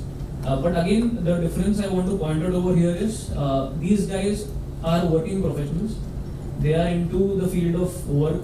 They want to implement the skill sets that the outcome-oriented ventures or functions require. So I think there has to be some kind of distinction in terms of at what point of time a heavy digitalization or a heavy skill-based digitalization should be implemented in the age groups of the learners. So I think what I'm saying is that this works the best in terms of the PG programs or the higher level courses. But I definitely understand it's a challenge at a much younger, for the much younger audience. But I think with the help of certain skills that we implement and what we teach them, I think that will kind of create the engagement part that sir was talking about. That will kind of give them an insight of what they can do, let's say 10 years down the line. I think that will inspire them to pick this up and maybe continue in this. So that's my point. Thank you, everyone. Thank you. Sir, ma'am, please go ahead. Will you? Okay, we'll let ma'am go and then you pass. Question. I'm tempted to talk when you talk about implementation. See, I have seen that how this digitization helped us during the COVID times, because our institute is MBA accredited institute, and there was one criteria, international criteria, that student exchange and all. Due to COVID, we cannot send our student, and they also, because it is. But we have done the MOU with various foreign universities, that is one. But due to this digital thing, their professors can deliver lectures to our student, and from our end also, knowledge is being imparted, and that has really worked very well for us. Number two, somebody talked about EDX. Yes, I have implemented EDX, and each and every student of my institute is having that, they can take 2 courses from that EDX platform. And I have seen the change, the way the confidence cropped up in them after, when they are on the verge of completion to their MMS program, where, doing those 2 things, because I've seen the student where they were only the MMS students when they are taking the university degree, but in addition to that, due to this digitization, they are able to grab more, and 2-3 more certification that has given them that employable skills. And at the same time, as somebody said about the basic and advanced Excel, that hand-on things and simulation, it is all thanks to digitization, wherein our students were not equipped with that. But now, after implementing all these things, I can see the advantages, and I have implemented it. And for the EDX platform, I have fought with my management that yes, I want to give it to student, and it will help, and I'll prove that it will help, and I proved that yes, it is helping. So that is thanks our students, it is supporting our student for a placement, and that has helped our student for a placement. Last time it has gone 80%, more than 80%. So that thing I have seen. So thank you. That is when you talk about implementation, I was tempted to talk about that. Yes. No? Thank you, ma'am. Please. No, it's okay. That's absolutely fine. Good evening, everyone. The dignity at the dais. I'm Dr. Sarita Gomes. I have a state board working with the school, Hindi and English medium. Big transaction with these mediums. When you said about the success story, yes, I've seen the success in my school. When I came to the school, there was nothing like we say a setup of a computer lab or teachers equipped with the technology or anything like that. From when we are talking about that, is this Bharat a digital Bharat? So I believe whatever need of the education, whatever step is taken, we all get, together to bring that particular, you talk about technology. So I'll tell you, this is bridging a gap which is taking place everywhere. And I've seen this, that here the teachers in my school have been trained who did not know what is technology. They started 3 months of time, learned how to use computers in 2017 I'm talking about. So when I joined the school, it was like, oh my God, I've come in 1972 school from the international level, right? But nothing is difficult. Teachers themselves teach on the smart boards. We got, with the help of management, I got the smart boards in the school. They never had AV room, audiovisual room. They never had any of the kind of access. But today when I stand and I see, my teachers are well trained, and it's not people say that how do I do it? How do I take it ahead? In fact, I've seen them getting so passionate to learn things that if ma'am is trying to get us all these facilities through management, let us learn. And now, in those 2017 mid They started, making papers, question papers. They started using app. We even got sponsored with one app on the mobile, which was for maths and science from Yasham Foundation. Sunita Mandela ji is the director of that foundation NGO. Lot of help from them, and today I say that yes, my school is really towards the success. And coming here, we are coming with all my classroom of 24 classes with a smart panel board. So nothing is difficult. It is we, the head sitting, with our team, have to just take one step, our teachers take 10. This is what I have seen the change. Thank you so much. So from the success stories point of view, I represent a group schools with your high. I would like to talk on two aspects. One is the teacher training point of view. So yes, whenever there is adversity, we go for something called change management. So definitely COVID became a starting point for us to look at different avenues to work. So when it came to teacher training point of view, because I had that vertical, first thing what we got into is designing our own in-house curriculum which could be standardized across all our group schools. Now, how would these teachers who were in the comfort of the classroom would now do it in the comfort of home with all the other challenges which they were facing? We started with the training, in-house training online because it was COVID time. And that I felt was a good success for, as a brand for us because parents were witnesses there when the classroom sessions were going on. So they gave us very realistic feedback that the teachers knew what they were talking because when it came to worksheets, activities and everything, we changed, staggering more, changed the curriculum so which could be done in the comfort of the home, the activities with the requirement of material which was in school point of view. That gave us an initiative that even we should not stop there, we need to continue. So today we have our own LMS system where we are doing teacher training for all our group schools on the platform. So recently, if I have to talk about, we did a training module, we call it the CPD, on the 21st century skills, the basic skilling which was the NEP recommendation. So the feedback which we received, because the platform is quite user friendly, that they teachers usually when ma'am Seema ma'am also was talking, teachers already have that there's so much work, there's so much correction, this and that, and now sometimes the trainings are not welcome because they're like, oh God, now I have to sit for 1 or 2 hours extra. It's like a stress affair for them when you do it, and they have so many important tasks to do. So this platform at least helped us to make it very self-paced, I would say, because even the time point of view, we have put it on the platform and our nuggets are like not more than 4 minutes, 5 minutes each.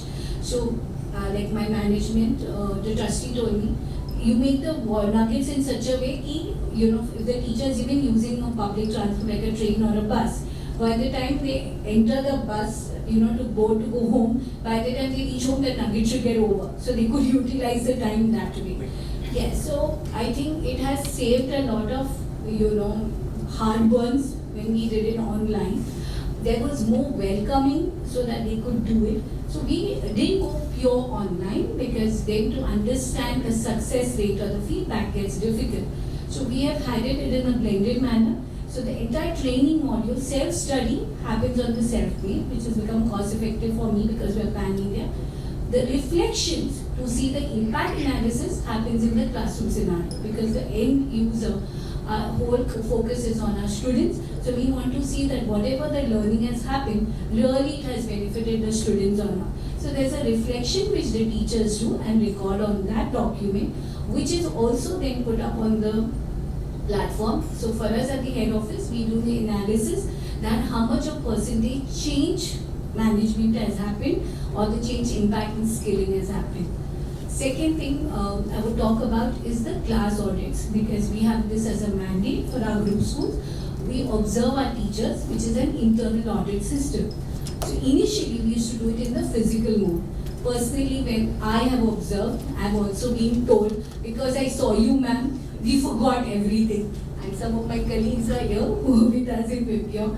So they would actually get worried because there's a physical person sitting in the class and auditing. But today, we have it through CCTVs. So at the comfort, even in Mumbai, in the head office, we can observe our teachers across all our schools and hear what they are. So the idea was not only for appraisals. Today when we have looked at online, we are also looking at what are the need analysis we require.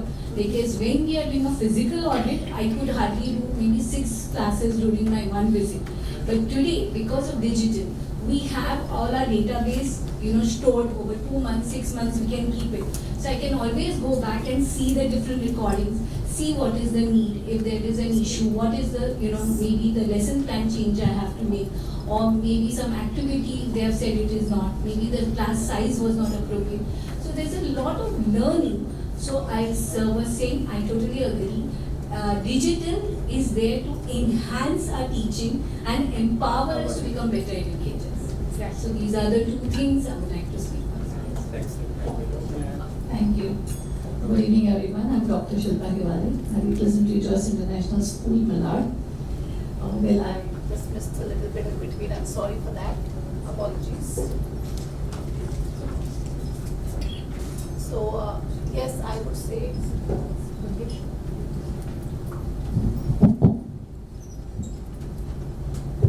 So there is a change, and change is constant, we believe, but it is not always welcome, right? So here is where even the roles of edu leaders have changed, going from our offline to online, and I would put more stress on that because as an edu leader, what I see is how much inspired I am, how much will I adapt and how much will I adopt. And when I analyze that, what I see is I need to work on the mindset, because mindset is what is the whole game of mindset basically. So no matter how much apprehensive the teachers are and how much they feel that things are unwelcome, and there are technical challenges everywhere, whether it's rural or urban, and no matter how many towers you have and how strong your Wi-Fi is, but technical problems are always there, right? So I basically worked on that this whole year, and it really helped. So coming to the success story, I started with small things, So to work with mindset, I do have a circle time with my teachers in the morning, which is only for 4 minutes. So before you enter the school and before you step into your classroom, there's a circle time where we all share at least one positive thought in the morning. And it helps a lot because it helps them to, throw away the baggages that they may carry in the morning, whether they have to travel and transport and traffic, and आज tiffin नहीं बना है, सुबह made नहीं आई है, whatever is there. So it's easy for them to put on the baggage and get ready for the day. So working on that, then comes the CPD. Okay, how much time am I really giving my teachers to do it? I want them to do the CPD, but am I giving them that space and environment is also important. So I have two periods in a week which are there in her timetable as a CPD time, where she goes, she does her research, and she comes back on a Saturday and does a small presentation of 10 to 12 minutes, not more than that. So that is how the work is utilized. And yes, when we came to the digitalization process, I said that for me, how I look at it is, it's a black and white and green boards turning into colorful. So colorful is always wow, right? So colorful is always wow. And I told them that this year I want some wow moment in the whole year. And the staff came up with, ma'am, let's have our annual day as a AI and me. And they did a lot of research, they brought up a lot of stuff, and we had a very successful annual day based on AI and me and how it would work. So there was a time travel from 2025 to 2050. And they actually panned it out, which was so real when they put it up on the LED and the way they had done it, that now the teachers uses an AI assistant in the classroom, which pops up after a particular time period, which tells the students, okay, now it's your time to sip water, it's time that you visit the washroom. So these small things which helps. But what as an edu leader I do is, I keep that energy very high where I want to do this. So that penetrates, trickles down the lane. And that is what helps them to stay motivated. So whenever there is a change, my teachers come and say, ma'am, ab kya karna hai? That is the motivation. So it is always taking it to the next level. So even now when we have any kind of thing, they know that digitization is going to play a very important role. Whether you take the smallest event of your culmination to your mega events in school, there is no keeping it aside. So whether it is in the classroom or whether it is outside the classroom, they are so pepped up. So even I go to them and I say, oh, I came across this part, but I really don't know how to use it. Will somebody help me? And then you have at the end of the day 2 teachers saying, ma'am, I will do the research and I'll come back to you. So as edu leaders, our role is just that.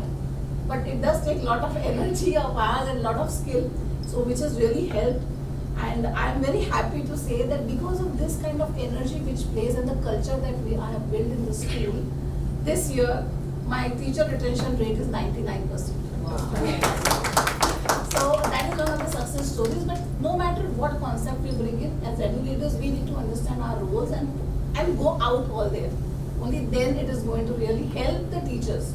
See, challenges are going to be there. I mean, you take up anything, there are going to be challenges. But I think they always make you successful in whatever you do. Can I add something? Please. Sure. Talking about a success story, taking lead from what both of you all have said, that passion is something which is very important, and that is what I have seen in my school with teachers, especially because children come from our first generation learners. So parents say, "Ye sab mat karao inko." There is no need. But the teacher is so passionate about it that she wants to take it ahead. Just a few months back, there was this AI and robotics carnival happening at IIT, and the teacher comes to me and she says that she would like to take the children over there, at least a group of children. And I said, are you very sure about it? Then ma'am, please spend for that. If you tell them to buy the ticket to go up till Powai, they are not going to come. So please spend for that. Arrange some vehicle for us. I will take them and come.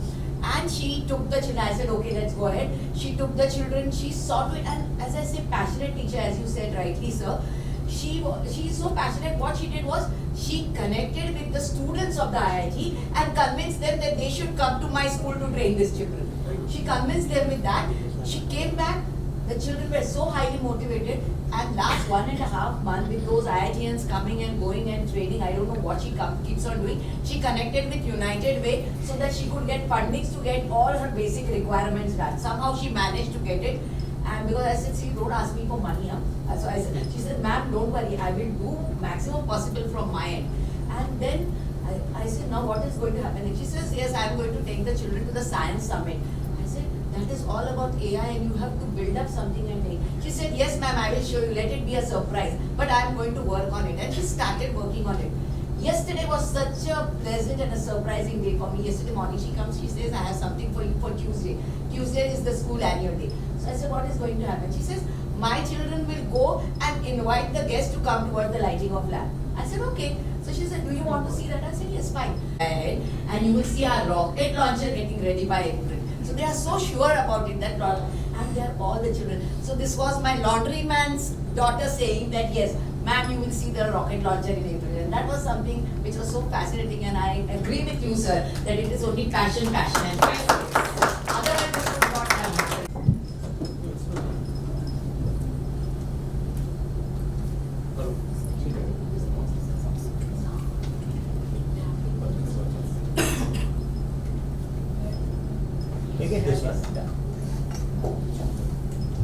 Sir, you can speak. Yeah. You will be audible. Yeah, I'm audible. Okay. Since you're talking about stories, I'll take a very short time. There are two stories in terms of the adaptation of the professors. Few professors, they started adopting the technology, and learning success here sometimes is subtle and not overtly visible, covertly visible. What happened, we discussed in the faculty room, the adaptation of some of the professors.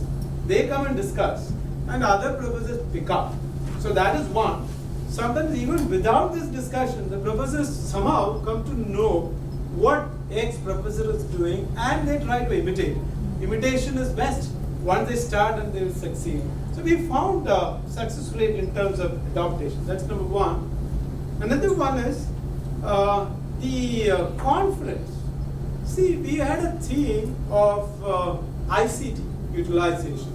So most of our professors, they wrote an article on ICT. And we found, when they presented.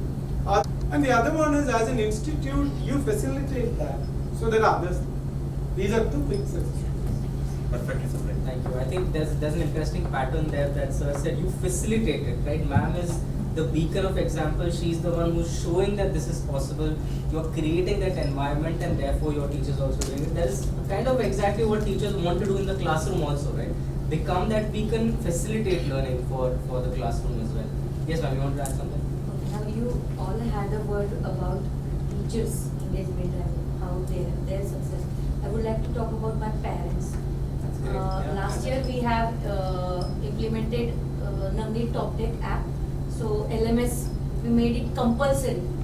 Parents grumbled because they don't want to go for that app, and who will look after that every day, this, that, everything.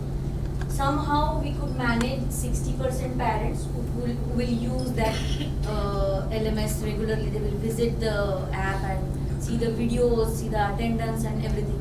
But my teachers were still struggling till November when we had our open house. They convinced, they did from there and whatever they can.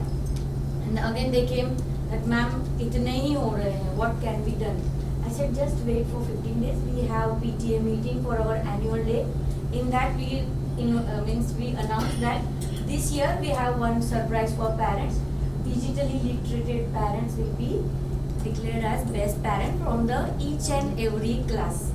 Within 20 days, our 90% parents were logged in to the app, and they started checking their videos and attendance, and they were coming and visiting to the school that, ma'am, this app is not opening, what happened, login nahi ho raha hai, ye nahi ho raha hai. So many queries for on Google Classroom that we are facing this problem, where to see the work, where to see the video worksheet, how to solve, where is objective types questions there, and my teachers are now relaxed that okay, at least the homework and assignments are now getting done. Lovely. But the thing is, I had to order now 23 trophies along with the certificate, but that's it. Okay, we can do that for them. And in the annual day, we are going to felicitate the best one who is using. So my kids now, they are slowly, gradually, we are turning them to the actually what they have to see in their mobiles or whatever tabs, whatever they are using at home. Or else they used to just grumble that you are sending so many things on Google Classroom and we are not able to give our child much time for that gadget in their hand. But now happily they are giving only to use that LMS. But I am happy that at least once in a day they are visiting. Thank you. Yeah, myself, Dr. Mayur Dubey. I came late, so I didn't get a chance, so that I want to interrupt you. So this is one of the biggest movement I can see by the government, which Digital Bharat knows, because that's why the foreigners, NRIs are coming back to the country and looking ahead to how they can contribute back to the society. What we are talking for a long time. But after implementation of the Digital Bharat, when the government is so much focusing on to the digitalization. So that is one of the key initiatives which the government did it. And that's how the people are getting a success, that they are thinking about coming back from the US and Europe to just contribute to the country. And that is the only bridge how they can mentor them. So everybody talks a lot about, we are coming from the incubation center. I joined running one of the initiatives in India. We are having a 57 institution and 70,000 students. So one of my key area only to just create an entrepreneurship and a startup ecosystem in India. So that is the one reason why I attracted that institution of the Rahul Education Group. So it's a Mumbai based. So where we create an incubation center. And that is the journey where, I can challenge that now the next 2 to 3 years you can see currently the whole institutions are known how much the placement is or the LPA the students are getting. But after 2 to 3 years now, this year also some of the big universities are presenting that how much startup you created, or how much entrepreneurs you are creating. Because the government is also so much focusing on to create a job creator instead of the job seeker. So that is a major role where, some people are doing a lot of things, and that's the journey only possible because of the Digital Bharat mission. And if you can see if you want to cover that, we always sell in India itself that we will cover from idea to IPO journey. When a student is coming to the institution, they don't have any idea. They're having dreams that, there are so many companies are listing into the stock exchange. But if we can create an incubation center there where we can nurture the student's idea from POC, then acceleration program. So that's the whole journey will only be possible because of this initiative. And that's the ID Mumbai itself got a success, like two of the 2012 batch at Hamburg already listed into the exchange. Idea Forge also listed onto the exchange. So that's why we always thanks to the government that they think about it to just digitalization. So that is all the biggest turnaround into the country which impact on the digital part. Thank you. Thank you, sir. Thank you.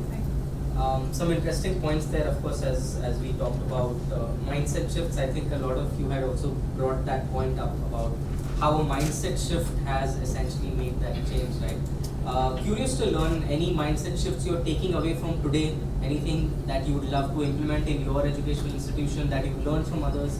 Love to hear if anybody wants to share about that. Yes, ma'am. For me, I feel, after hearing to everyone, what I feel is the dire need of setting incubation centers for teachers specifically, so that AI, VR, robotics, whatever you talk of, because teachers do not know how to move ahead, and then they are learning everything happens in spurts, which really doesn't help. So if a definite curriculum only based on this is created for the teachers, I think learning will take a very precise route, and then everyone will be on the same page. Because depending on what kind of a school it is, whether it's a state board school or an IB school or an ICSE school, it differs depending upon the capacity of the management as to how much they can pull in to see that the learning happens. But if you have a definite curriculum designed for this specific purpose, as we have our B.Ed courses, if we have these incubation centers with the support of Digital Bharat, talking to the ministry and creating a specific curriculum. What we have, this curriculum of IT and all which is going on in the B.Ed college, I'm sorry to say it really doesn't have any value, and it's so redundant that even the students are not interested in taking it ahead.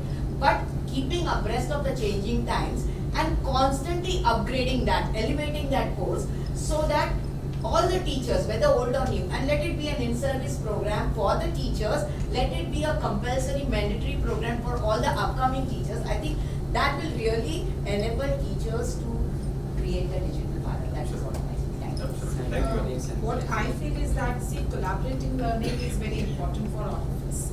We are all educators, so why not exchange our best with all of us? What the best you have, you can exchange with us. And that way, I think we will empower more. If you are smart in one module, that you can transfer to the other school, regardless of whatever the school kind of, there is a competition or so. But that's how we grow together. It becomes more empowering. So you might use a different digitalized platform. My school might use separate. So why not, we all come together and empower ourselves. I think that's the best way how we educate ourselves as educators. Thank you, ma'am. Makes sense. Sharing learning, making community. Yes. I think that's a little bit of what we are also trying to do here. Yes. Okay, that's amazing. I think we've had some great thoughts. Any last points? I have yes, sir, please. something to share on this platform. With a lot of good discussion over here, there's one thought definitely came to the mind that all this adaptation of the technology, advanced technology, digital board, spatial terminals are going to make the faculties redundant. I would like to share a very small story. One father take admission of his daughter into a kindergarten, was not knowing what kind of school it is, and on the very first day he stands on the gate to receive her on the very first day. He saw his daughter running towards him with a big trophy in her hand, and she jumps, he holds her in his arms and asks what this trophy is all about. So she says, there was a quiz in my class, Dad, and I stood first, and that's why I won the trophy. He asked what was the quiz. She said, the teacher asked me one question, how many legs an elephant have? And I answered 5 and I got this trophy. The dad is very confused. What kind of school is this? Or the teacher doesn't have a right answer. She says, no, dad, it's not like that. I answered 5. Rest of all classmates answered 8, 9, 10. I was the closest one, that's why I got the trophy. So look at that motivation and encouragement. Yes. Can that AI and digital platform bring in replacement of a faculty? Never ever. So the human element, the touch, the motivation cannot be replaced by any kind of limitation. No technology can replace teacher. Never. That only faculty can do. Close that because if I'm listening to Shilpa, Seema ma'am and what I was touched was your strategy because from the stakeholders from a school point of view, teachers we can still convince because they are our own. Yes. Students get convinced because our teachers are convinced. Parents. But the most difficult stakeholder, which is also very important, is the parents. So your strategy to convince parents to use this, getting this growth mindset and change management, it doesn't go really well. So really, appreciate the effort of the strategies was too good. And for me, the key takeaway from everybody would be that all 3 stakeholders is equally important. So from Shilpa, where she had this, I would say intrinsic motivation development, which is really the key because it's very important as teachers that I need to feel that this is my school. Because sadly, attrition for her, she's saying it's 99. I wouldn't say that for my brand because today we have teachers because schools are strong every nook and corner. So there is a little increment of a salary. They are ready to quit and go to that school because of it. And it's not they're going to be judgmental that we all need salaries because we have financial responsibilities at home. But when I go to think about my school days, the teacher which I saw, thought probably that my previous sibling and got retired. So that kind of thing we really miss seeing it. But if she has achieved this 99, it is a lot goes on the leadership point of view for sustaining that staff in the schools. That's so important for ensuring that the parents are happy with your school because they also go school shopping today. So that's also important. And I think if these 2 stakeholders are taken care, our kids are in the right hand, in the right space. So collaboratively for me, I think this is more important as educators to take this ahead, that it's important that the child should be the center of our education and ensuring that these 3 stakeholders are getting passionate and motivated for them to do better for the brighter future of our country. I'm sure no technology can lead such kind of execution. Exactly. No way can do this. Any other last words? Anybody left to share any idea? Okay, thank you so much everybody. I'd love to, I think there was a lot of, I said in the beginning, a lot of wisdom in this room and I'd love to hear so many different perspectives and I think very interesting points, ma'am. Like, you said parents not only are huge stakeholders, but they are also kind of the voice of your school, right? They are the ones who are telling everybody that this is what has changed my student's life and that's a huge, almost a huge responsibility that everybody has. They are, exactly, right? Even if you have an actor, they are not the ones who actually people are going to listen to. They are going to listen to the parents, right? And I think from the beginning, you had some really interesting points about how digital education is essentially changing the dynamic of the classroom, right? The classrooms, what we imagined, what we thought about were always very different, but now the dynamic has changed to become more inclusive, right? So teachers are now facilitators of learning rather than just imparting learning, which also means that they're not getting redundant at all. In fact, they are getting even more important because you can imagine that the internet is like a sea of information and you can have the information at your fingertips, but what do you make of that information? How do you craft that information into something usable? That's what the teacher does, right?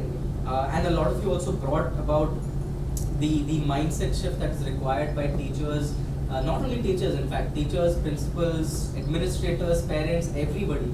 Because there is a shift in the way everybody is learning, there's a shift in the way we are thinking and we have to adapt, right? I think a lot of you have seen different eras, and the fact that you are here talking about digital education means that you have been able to make that shift really quickly. You've been able to see the potential, see the future in it. A lot of you have also brought up the points of training and making sure that the environment is important, which it definitely is. I mean, of course, the ecosystem, you can talk about internet and tech and all of that, but that's just, those are tick boxes. The actual environment is the environment you are making in the classroom, in the school, in the learning environment, how conducive it is, not only for the students, but also for the teachers. A lot of you have also brought up how then that is leading to the impact and outcome of them becoming better citizens, right? Better citizens in life, getting to an industry, becoming what they wanted to be. So education leading to that actual outcome. And finally, of course, the point I really liked was about digital maturity, right? Like, we have this information, we have this environment, but how do we actually use it in a way that changes the entire thing?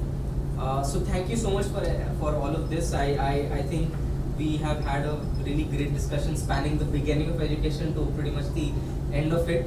I hope you had a good day today.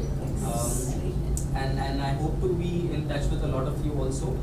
We have a little bit of time left, so I have the panel also with me, and if you have some time, if you are interested, I'll wait for 5 minutes, and then I'd love to also showcase what we do here at Class Sati, what we do, and what the solution is. So if you have some time, feel free to stay here, or else feel free to also just go ahead and take a break.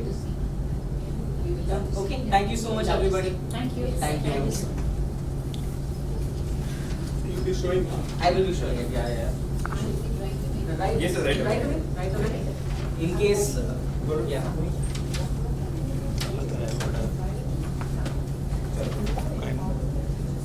Thank you, sir.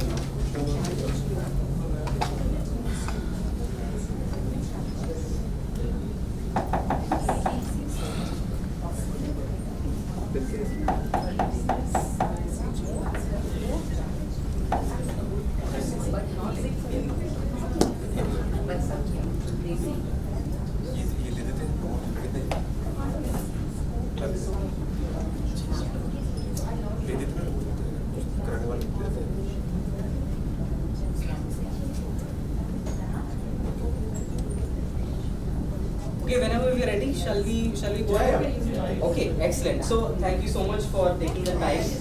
So what I wanted to share with you today is Class Sati, right? And one of the main things that we built this on, and like I shared, I also work with the NEP.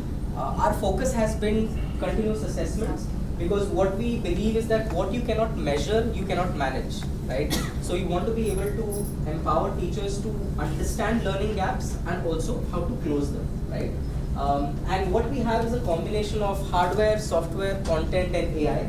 Everything built from the ground up by us, including the AI. That is our own LM, so this is not ChatGPT or anything like that.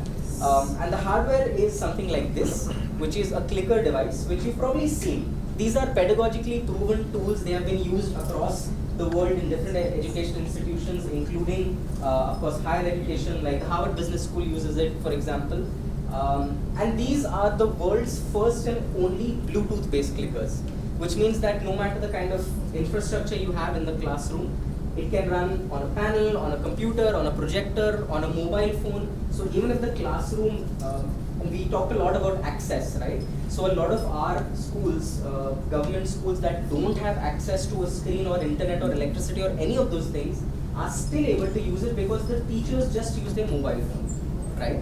Now the idea is very simple, that we want to make sure that every student's learning is captured instantly after a class, right? So now I am in a 7th grade classroom, let's say I'm teaching science. So what I would do as a teacher is go to a chapter set and pick out a chapter I have taught. Let's say I've done, let's pick out motion and time, right? So I have 15 questions pre-made, all aligned to a learning outcome, topic, subtopic, Bloom's taxonomy, and of course to the syllabus, right? So when I click play, what I use is called a teacher clicker, so I can kind of go around the classroom and make sure I'm engaging every single student, and I can start the quiz. Now, let's say this is the question that comes up, right? An instrument that measures the distance traveled by a vehicle is known as A, B, C, D, E. And the student gets this where they can instantly answer. And you'll see that as I've pressed that, you see the input over there, I can press and it says that, oh, student number 1, student number 2 have answered, but I know that the rest of the students have not answered. So one is I can keep, understanding which student is responding and not. I can also change my input until the timer is on, so the students have the option to keep thinking and still do that. And when I end it, I will get a question score which tells me what the average is, what the ranking is. Unfortunately, both of my answers have been wrong.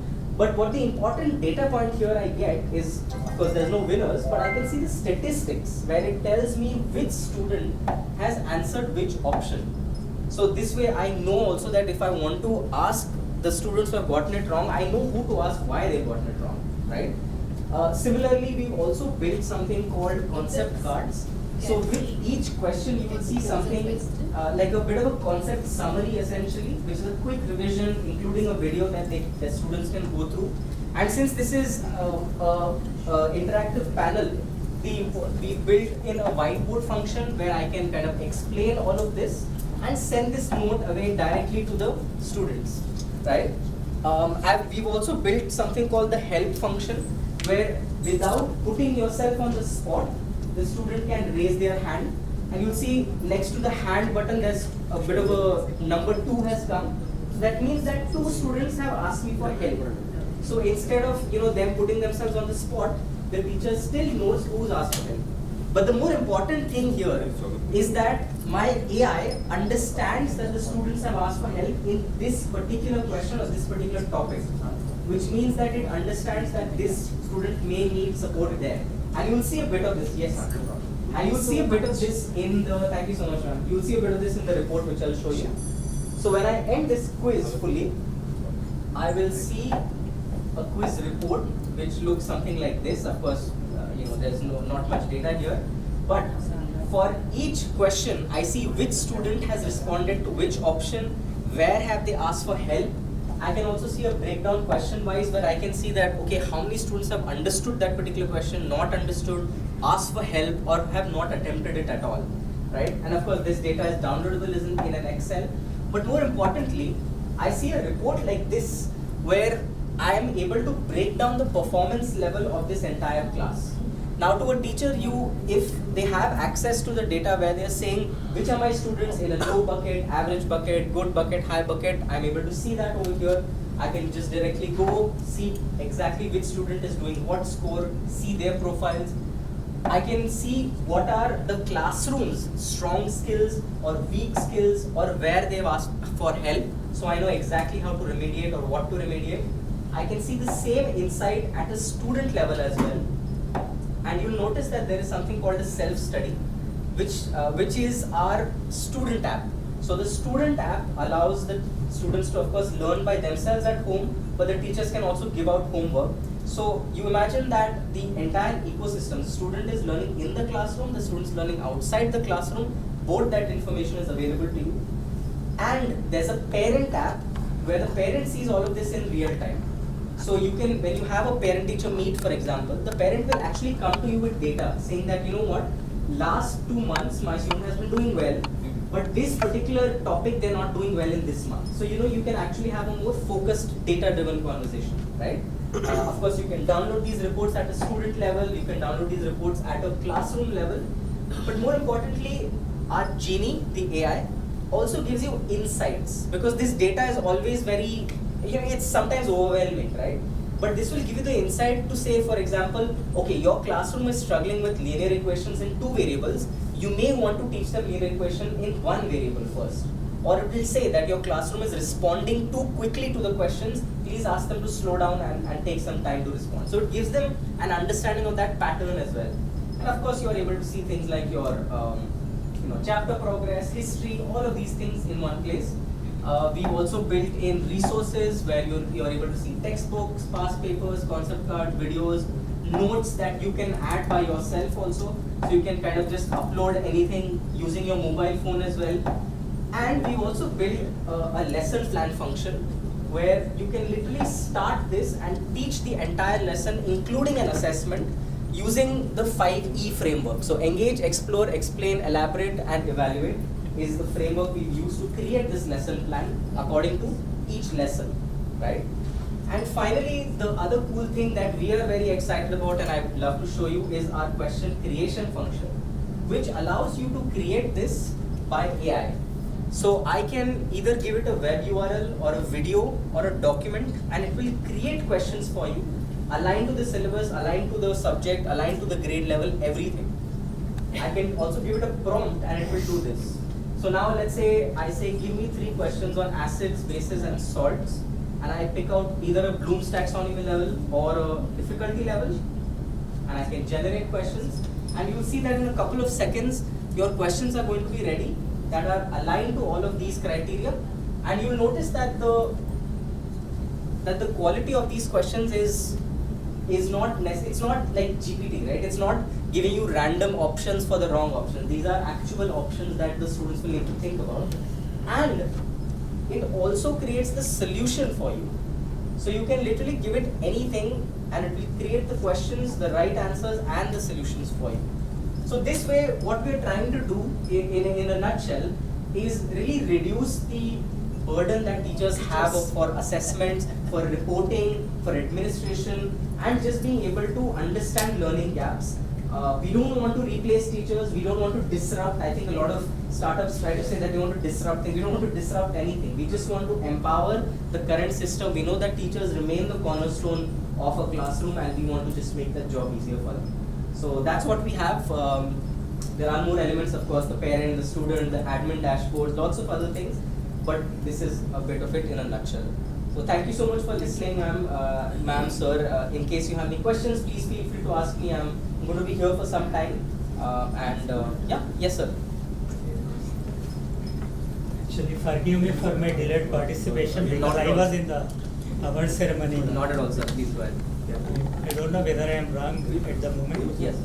So my question is, I want to put in front of you all, especially Samsung people. Yeah. Sir, this question is for you also and to all the educationalists. Yeah.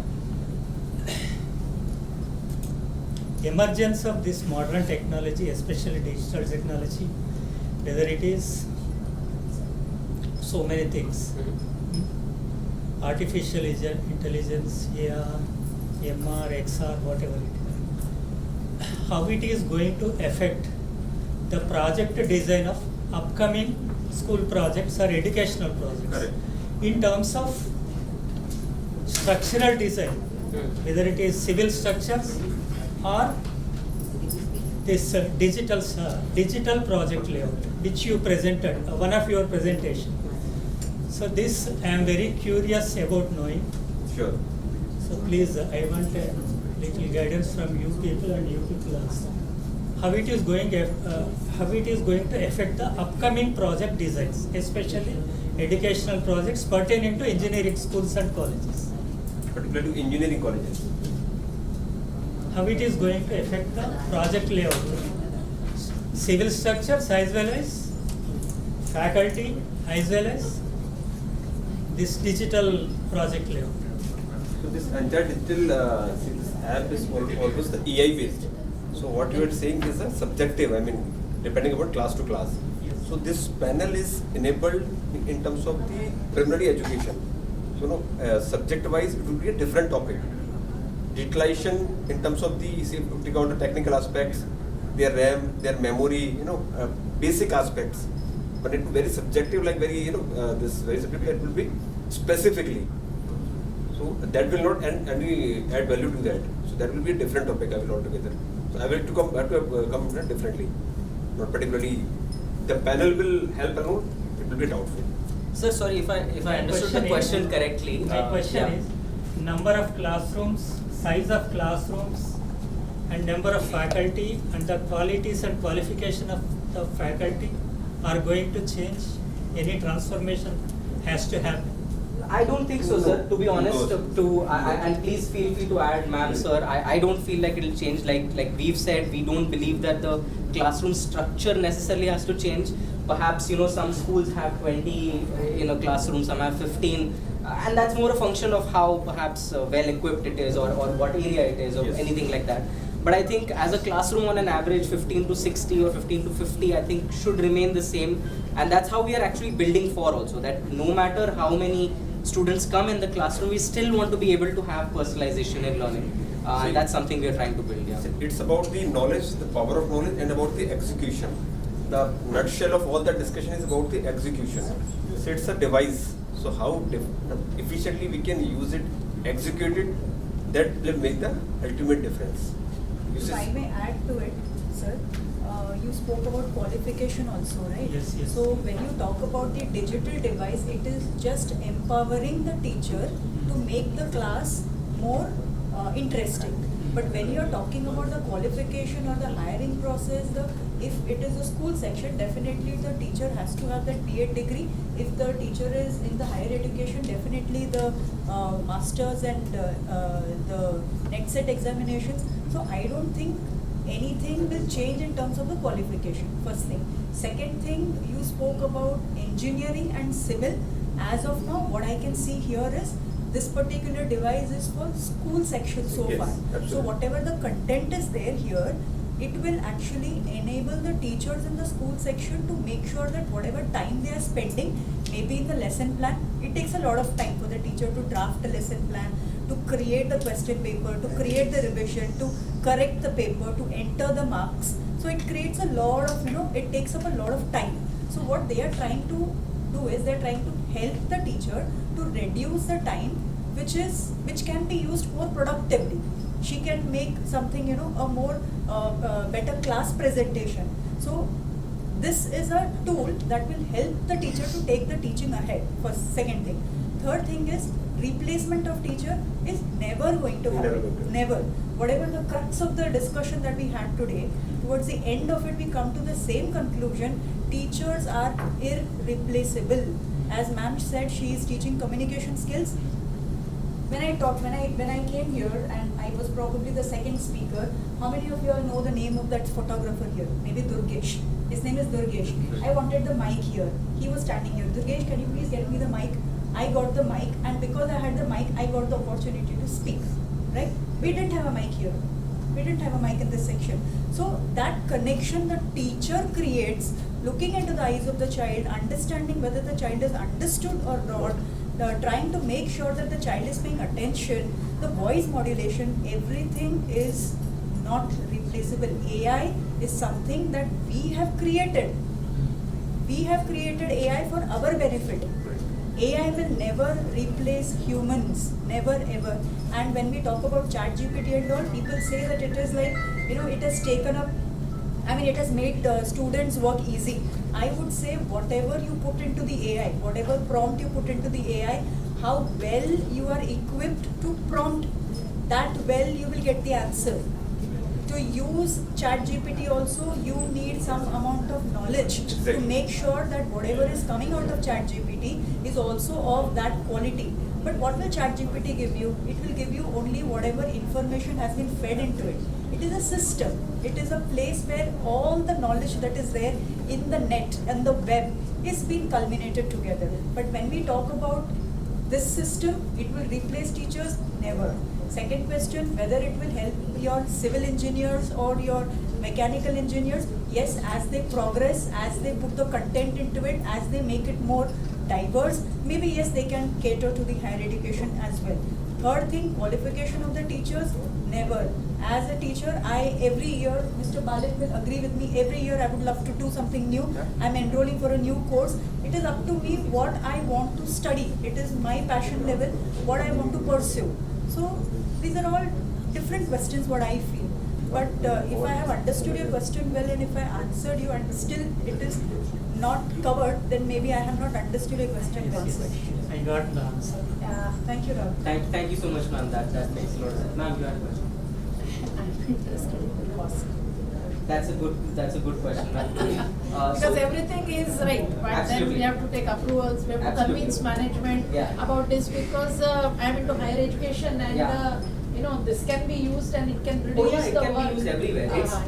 It's being used. So currently, if we are about 10,000 classrooms all around the world, It's been used in management institutes, it's been used in training institutes, ASHA worker trainings, it's been used in government, it's pretty much everywhere. So the cost is this bag of clickers, there are 40 in this, and this can be reused for multiple classrooms, right? So this bag costs about 1 lakh rupees, 1 lakh plus GST.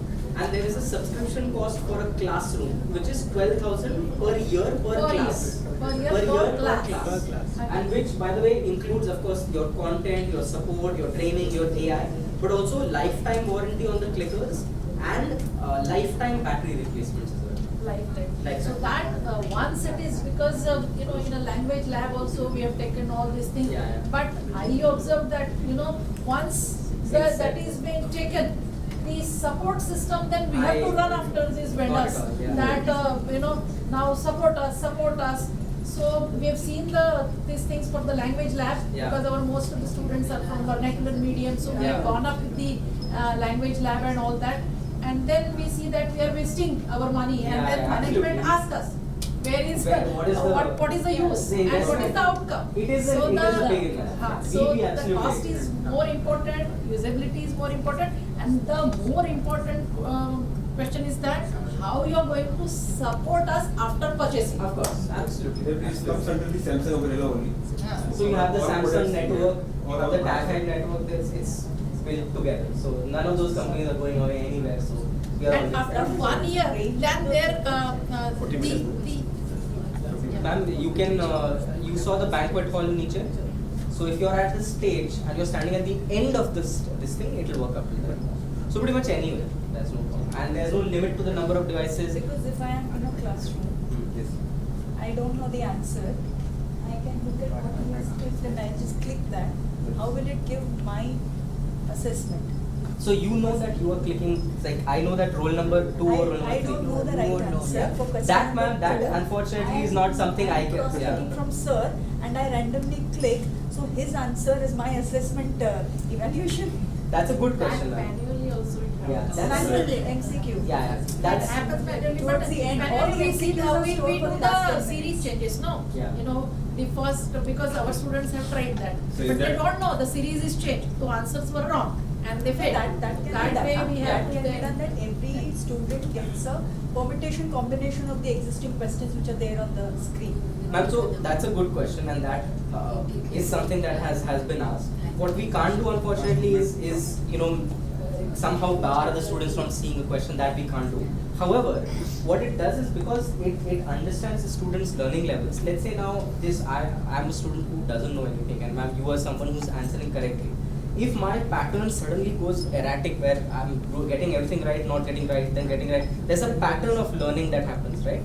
The AI will tell you that this student seems to have an erratic pattern of learning. Please check whether they are answering correctly or spending time on that. You will recognize that pattern. Now here you're giving me one digital panel and 40 clickers, right? So the panel is not part of the combo as such, but you can combine the it. question is displayed on the panel, right? Yeah, it can be a panel, it can be a projector, it can be a laptop, it can be anything. No, it is something, I have seen something else, some other company, So they have a panel, individual panel, and chapter is the same. Questions are almost the same, but they are in a different order.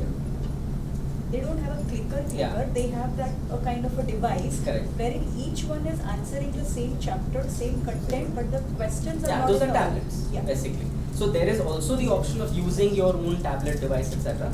But that's the same. Actually probably give you more authentic result of the It child's may, individual definitely. performance. It may do that, ma'am, but the problem is, again, with any tablet, mobile, etc., there's always a risk of failure, right? The internet doesn't connect, screen toot gaya, or students are distracted using something else. So that, to remove that focus and make it only a focused assessment kind of thing. So this works offline? Yeah, it works offline also. It works on Bluetooth, so it can work offline, works in any language in the world, it works on any device, any platform, any OS, pretty much anything. Yes, ma'am. Is it mapped to any specific boards and Yes, CBSE, ICSE, and all state boards. All state boards? All state boards. That is pan-India. And what about subjects? All subjects? All subjects. Languages like only English. Except second language. So it's still English, but no second language. because Hindi is a common Marathi language. ma'am, but what we've seen is that we had put a Hindi language, but a lot of states have very different textbooks. So they chose to have their own textbooks, so we gave them the option. Should not shoot up to 50 or 60 languages. That is the request we Even got. the textbook is different. The chapters and the poems will be different. The grammar is different. That is something we put on our priorities. And what higher education? Higher is there. So we Vedanta.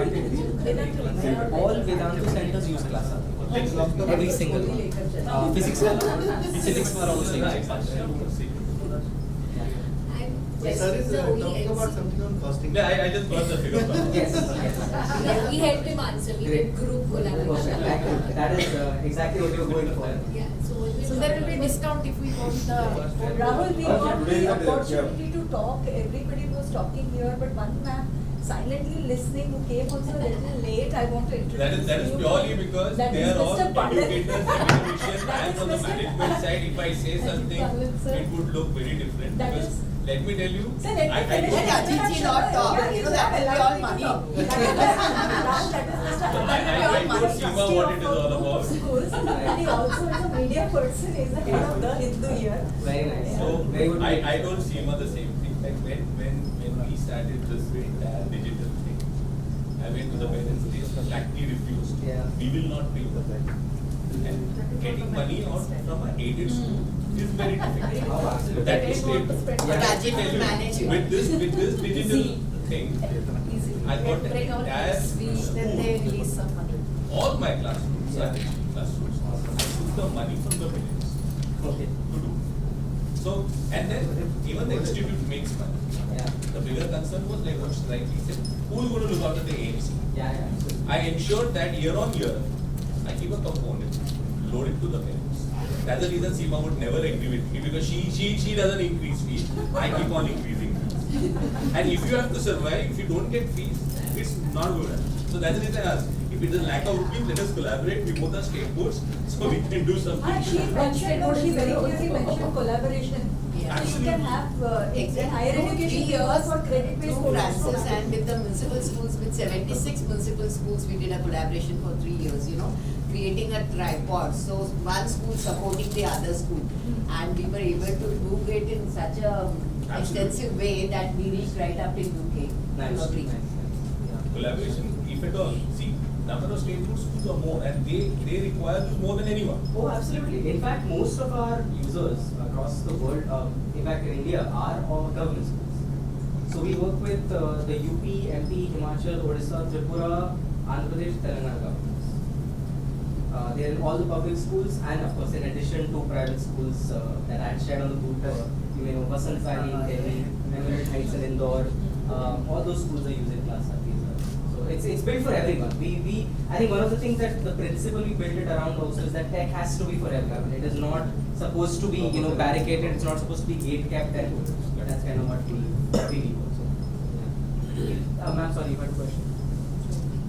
Last question subject is the MCQ. So what the example you showed us was having MCQ based questions. Yes. Is it only MCQ or you had Other formats. subjective So questions there are other typology of questions? So there are MCQs, true or false, fill in the blanks, polls, It's only surveys, objective. evaluation, mostly objective. Objective. Yeah. We are, however, building and please keep it in this room. It's not still done yet. We are building a tech that would let you kind of evaluate papers just by clicking a picture and then using all that data in this format. So that would typology of questions, so it's objective as well as no, subjective. not yet. Subjective is not yet. Objective currently. So subjective is something we're working on. If you can help us prepare multiple printed papers for the board students. You can, absolutely. It's already there now. No, the pattern is different. As she rightly mentioned, no, it is only MCQ and short answers and all. Oh, you see mean there's subjective, full right? pattern, Subjective. pattern. Those are subjective, yeah. So the subjective is a work in progress, but we built it primarily to be a formative assessment kind of tool. That's what.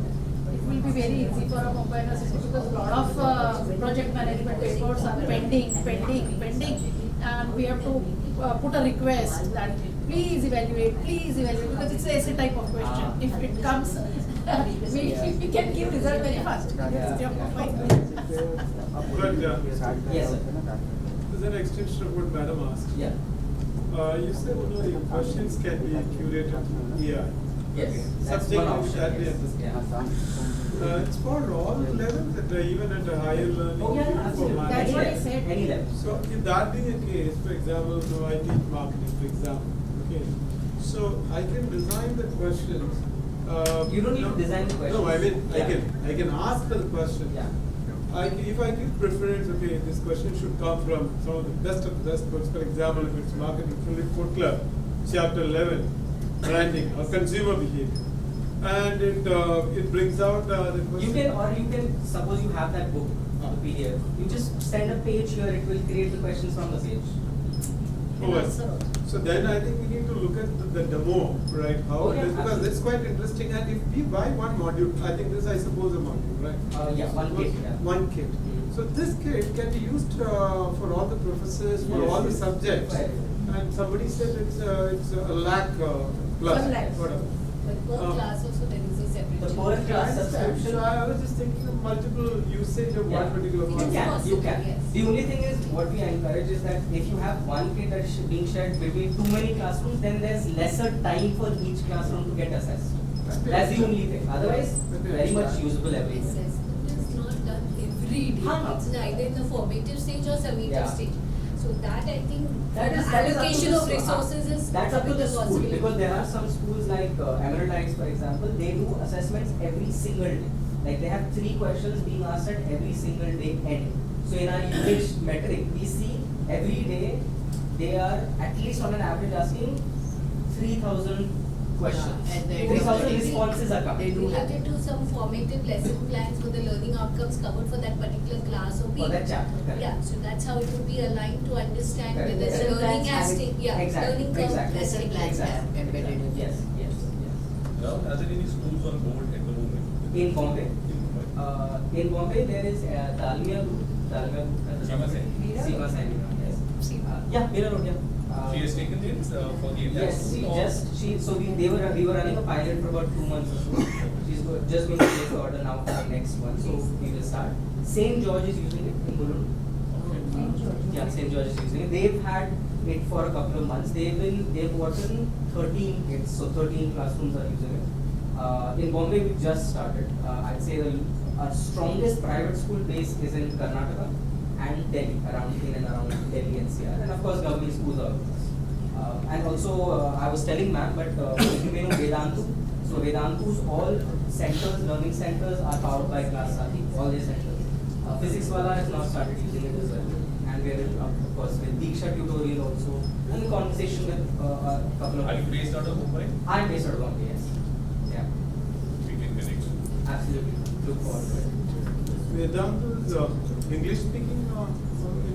Yes, they do JE and NEET prep, right? Yeah. So they have about some, I think, 150 centers all across India. So all of them use Class.